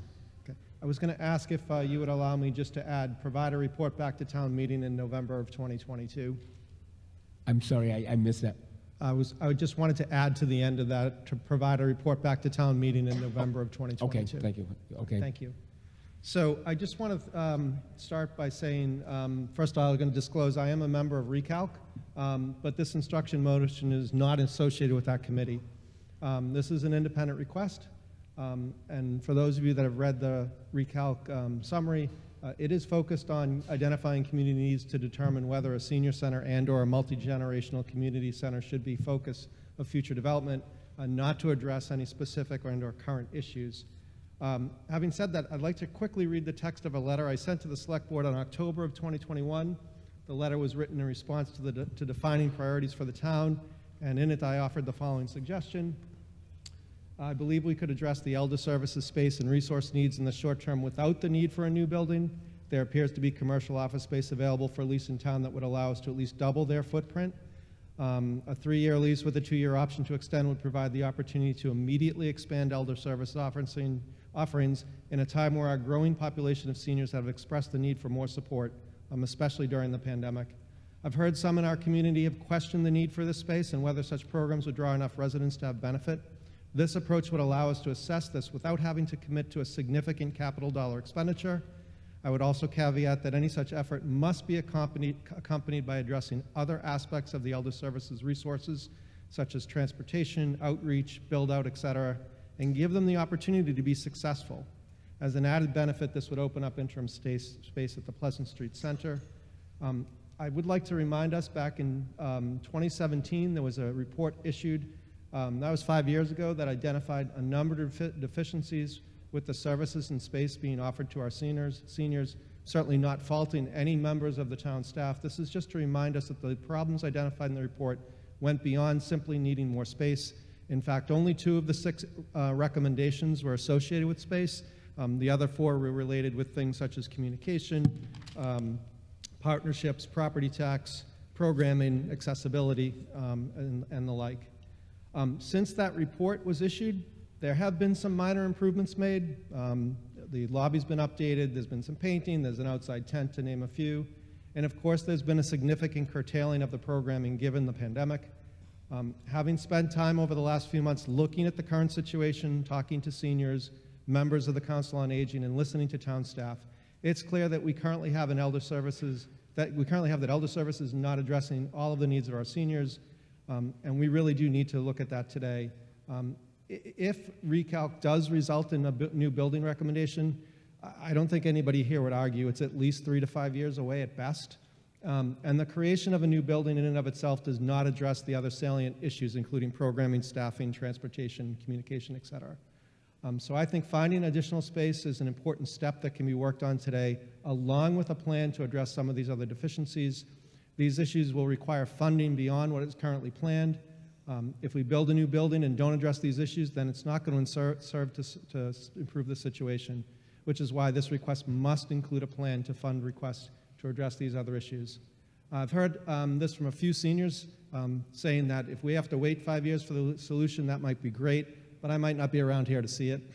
So I'll stop there and I'll let others share their views, and thank you very much. Further discussion? Yes.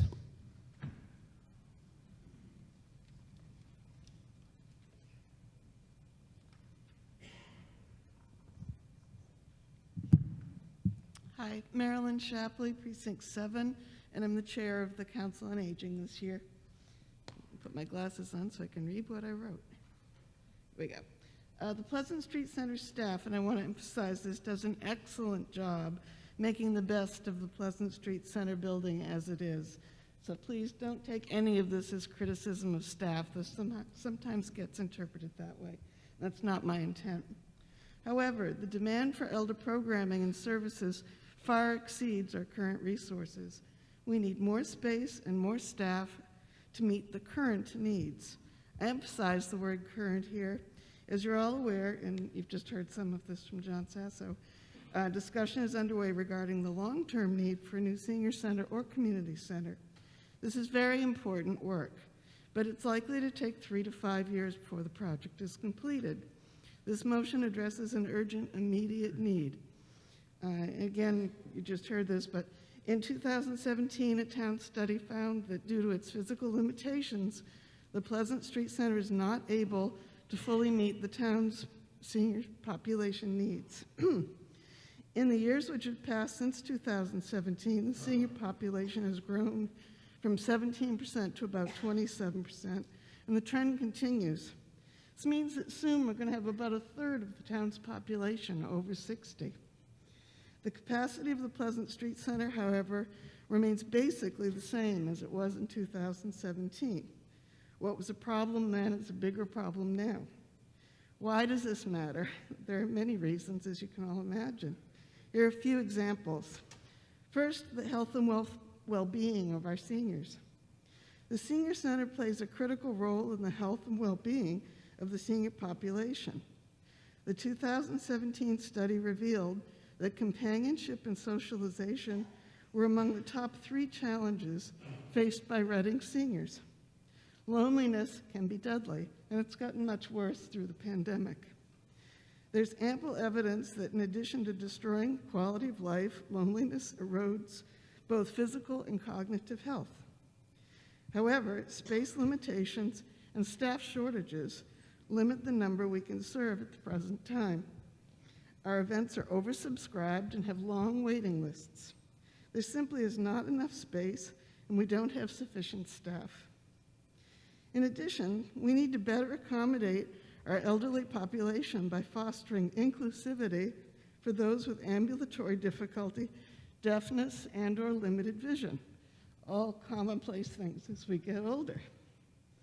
The current building poses many challenges here.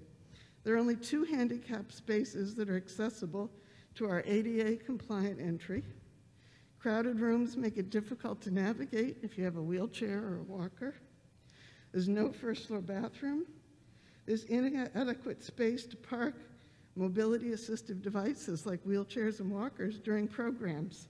You may come in with a walker, but if 5 people come in with walkers, where are they going to put them in a room that's already crowded with the tables and chairs?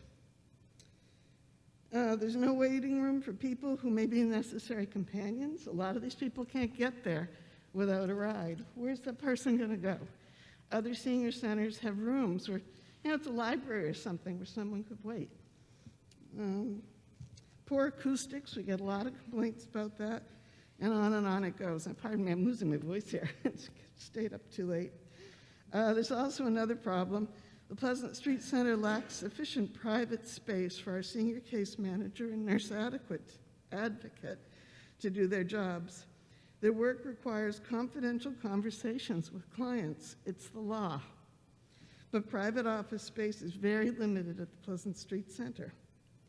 So to wrap it up, in short, we need to explore opportunities to expand space and staff in the short term now. 5 years have already passed since the shortcomings of the Pleasant Street Center were recognized by the town. We can't wait 3 to 5 more years without taking steps to remedy the situation. And I think that this motion outlined, and in John Sasso's comments, quite a few things that we could be doing, looking at short-term leases and so forth. We need additional space and staff now, even if it's only a temporary solution while Recalc does its work. For these reasons, I strongly support the instructional motion and encourage each of you to please do the same. Further discussion? None appear. Oh, yes, Mr. Haley.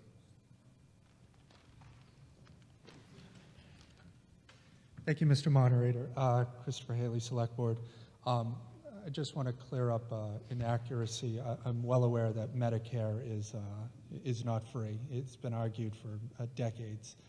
I did also speak to Mr. Sasso at length and share his concerns and fully support what he has here. In addition, I don't feel that any of our seniors should have to go to other senior centers and leave the town of Reading. So we do have to come up with a plan that's going to work for our seniors now rather than 3 to 5 years from now.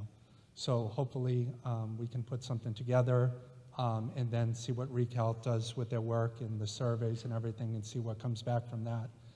Because 3 to 5 years from now, who knows what people will be able to afford at that time if things keep going the direction they are. So thank you. Further discussion on the instructional motion? Yes.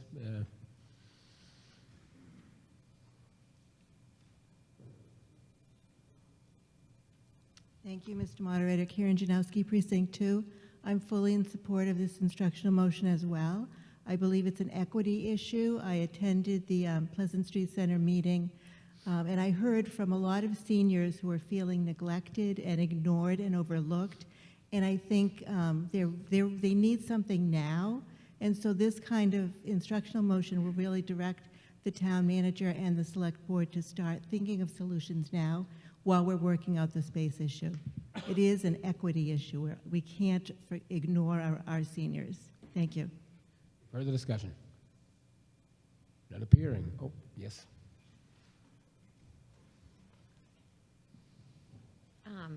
Just sitting over there trying to figure out a solution, right?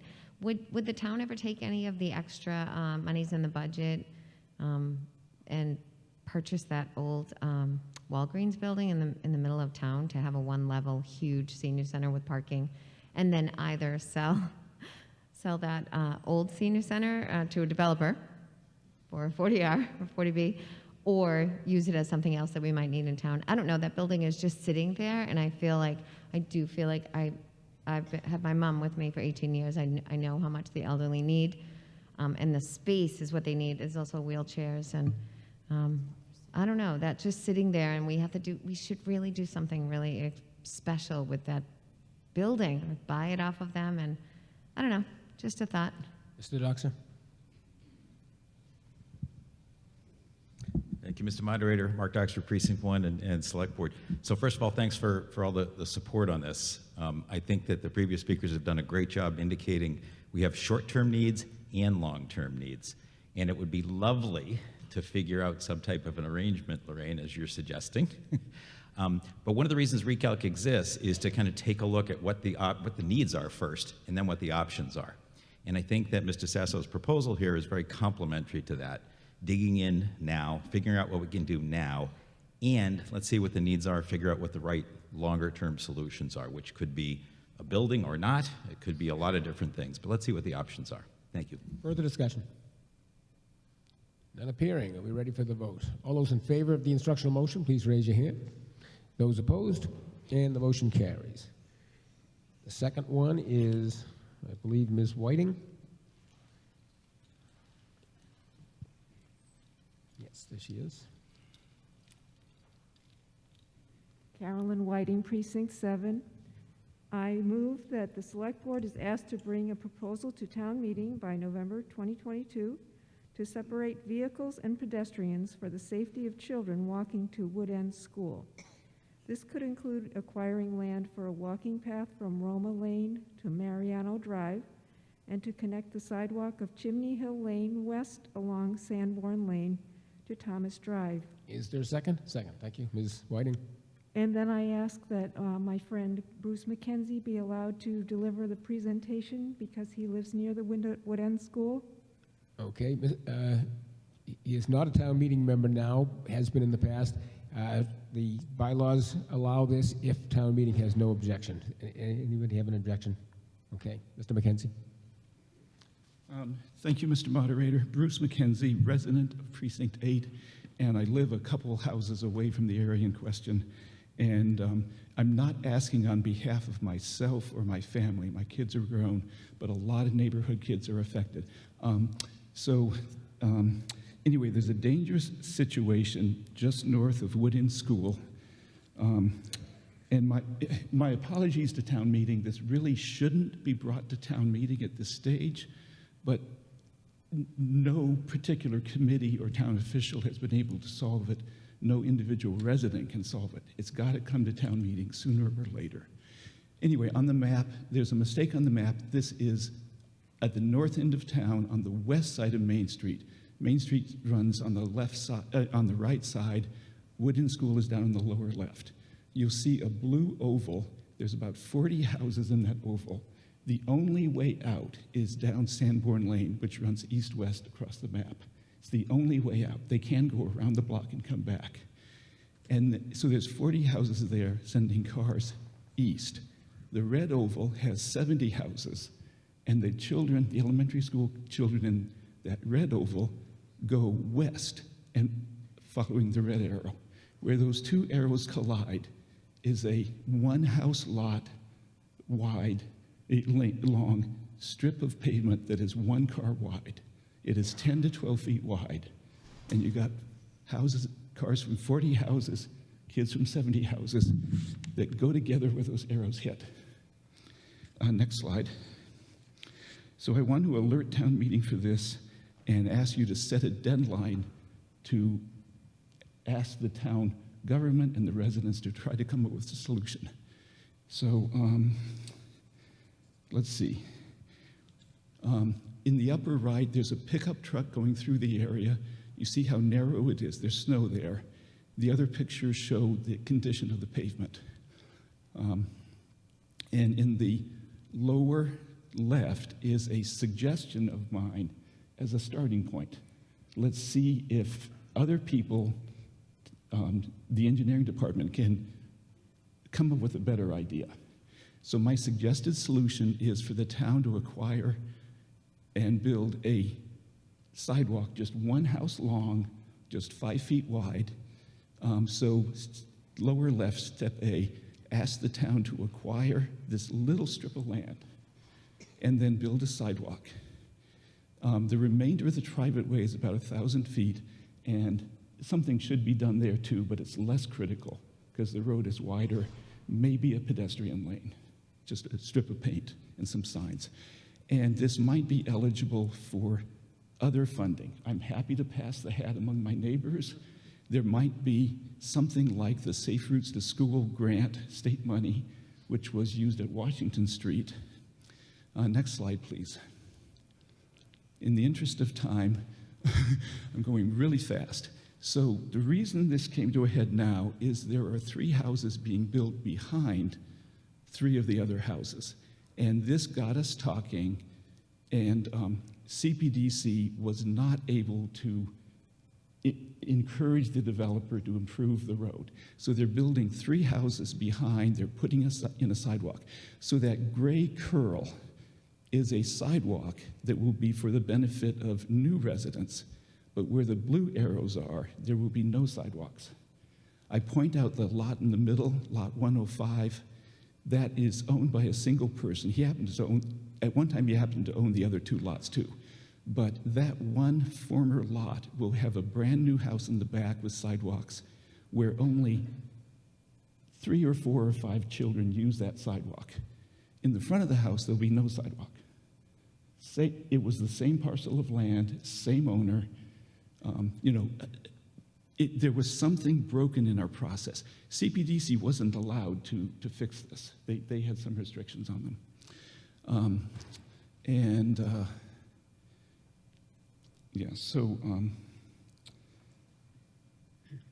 By the way, I was on a so-called sidewalk committee.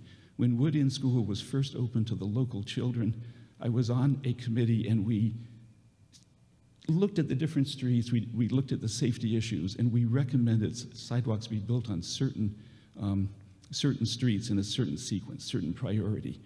I repeatedly asked them to consider this area, and the then town manager repeatedly postponed it to the next committee meeting. Finally, on the last committee meeting, he said, it's private property. The town is not allowed to spend money on private property. So lots of people have their hands tied. And many town officials, when you ask them about this, they say the expected solution is for the 10 or so residents to get together, vote and make it a public way and pay for the total improvements to be brought up to the standards of the rest of the neighborhood. This would be many hundreds of thousands of dollars. And it doesn't really benefit us as much. It benefits the children to the east and the drivers to the west. So the residents of this little 1 block long section have little incentive to spend the full amount of money for a full improvement. And if you could go back to the second slide, back 1 slide. So anyway, thank you. I'll leave this slide up as long as people want it. So I'm asking for town meeting to be aware of this, set a deadline to do something by November, or decide what to do by November. And it might require acquiring an easement or acquiring land. Maybe not much, but I can't do it. My individual neighbors can't do it. No single town official can do it. By the way, we're on our 3rd town manager. This has been a problem for 3 town managers in a row. We've only had 3 in the whole history of the town. So thank you. Oh, and this is non-binding. It's just calling it to your attention. Thank you. Further discussion? Yes.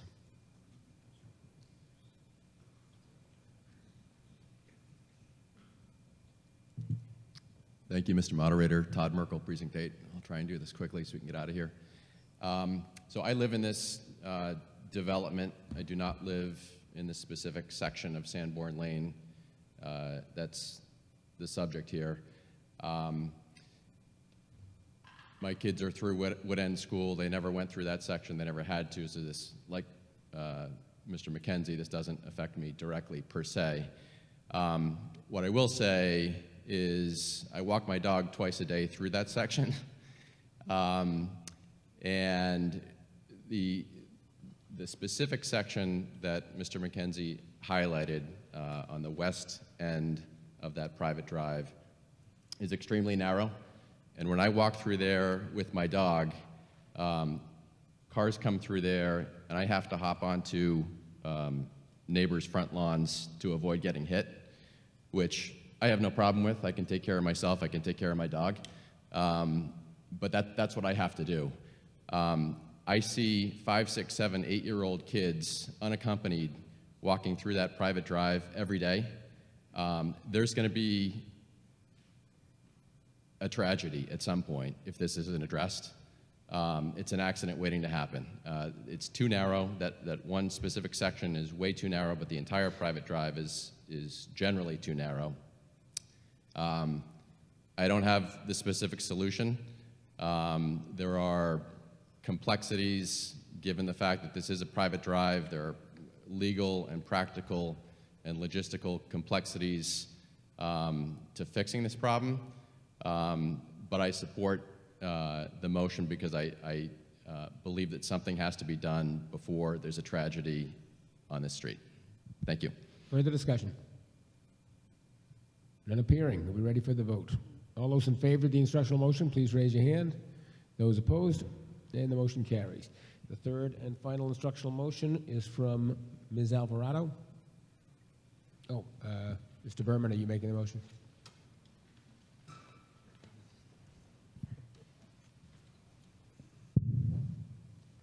Thank you, Mr. Moderator. Barry Berman, Precinct 6. I'm actually, in Vanessa's absence, presenting this on her behalf, and also Steve Peacock from Precinct 7. This instructional motion came about at our discussion, I don't know, a couple of weeks ago on Article 10, which talked about the allocation plan for the Affordable Housing Trust. As it's constructed right now, the Affordable Housing Trust consists of the full Select Board and the full Reading Housing Authority meeting together. We that group probably has not met in the last 3 years. The last time that group the last time that group met was to discuss purchasing a deed restricted unit that had come out of restriction. They haven't allocated funds since 30 Haven. It's got to be 10 or 12 years ago. So what this instructional motion asks is the town manager and the select board to come together and appoint a group to modernize this process. Neither the select board or the housing authority has as its core mission the creation of affordable housing. They do it peripherally around the side. And as we've seen housing prices go up, and we just spent hours talking about affordable housing, especially in our 40R, we really do need a concentrated group of citizens that are basically focused to come up with a Reading solution for affordable housing. There could lots of different towns do it in lots of different ways. So what this instructional motion simply does is just ask the select board to create, basically to get a group of people together for the purposes of creating a permanent committee that can actually oversee the Affordable Housing Trust Fund a more modern and less clunky way than what we have now. Thank you. Is there a second? Second, Ms.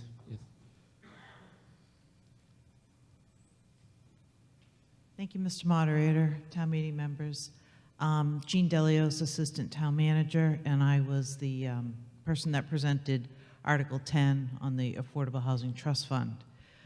Town Council and I have been working closely on this, and we have a prescribed path forward in the next steps that are needed to consider going to this more modernized model.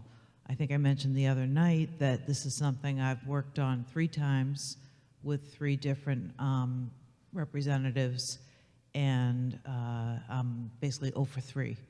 But I think that's because there really wasn't an interest in the past in moving this forward and changing the format. It seems like there is interest now, and I would suggest that Town Council, together with whatever staff support we can provide, can work on this and bring it forward. Thank you. Further discussion, Mr. Doxer. Thank you, Mr. Moderator. Mark Doxer, Precinct 1 and Select Board. Thank you. I think that you're going to find that the 4th time is the charm on this one, but the Select Board already had early discussion about this, and we have it set for a future agenda, and look forward to hearing back from Council and Jean's proposal to take it forward. Thank you. Further discussion? None appearing. Are we ready for the vote? Oh, where? I'm sorry. Okay. Oh, yes. Yes.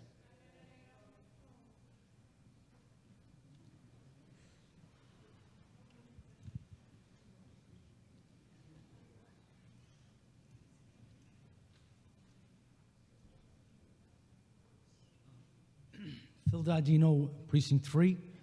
I support this motion. I think that that group can only help you get this done. So I see no reason to oppose it. It's a group that can help you get it done. And I think that this has sat a long time. And as I said before on this subject, I think the view of affordable housing is negative. People think affordable housing is something bad. There are people coming in. It's good. It's a good thing. It's going to keep our people, your sisters, your brothers, your mothers, your fathers, they're going to keep them in town. It's going to keep your sons, your grandsons in town. And I think that it needs to be an item that's moved forward. My opinion, but I support it. Further discussion? All right, none appearing. Are we ready for the vote? All those in favor of the instructional motion, please raise your hand. Those opposed, the motion carries. Mr. Doxer, do you have a motion? Motion to adjourn. Motion to adjourn, sine die. Is there a second? Second. It's non-debatable. All those in favor, please raise your hand. Those opposed, motion carries. This annual town meeting stands adjourned, sine die.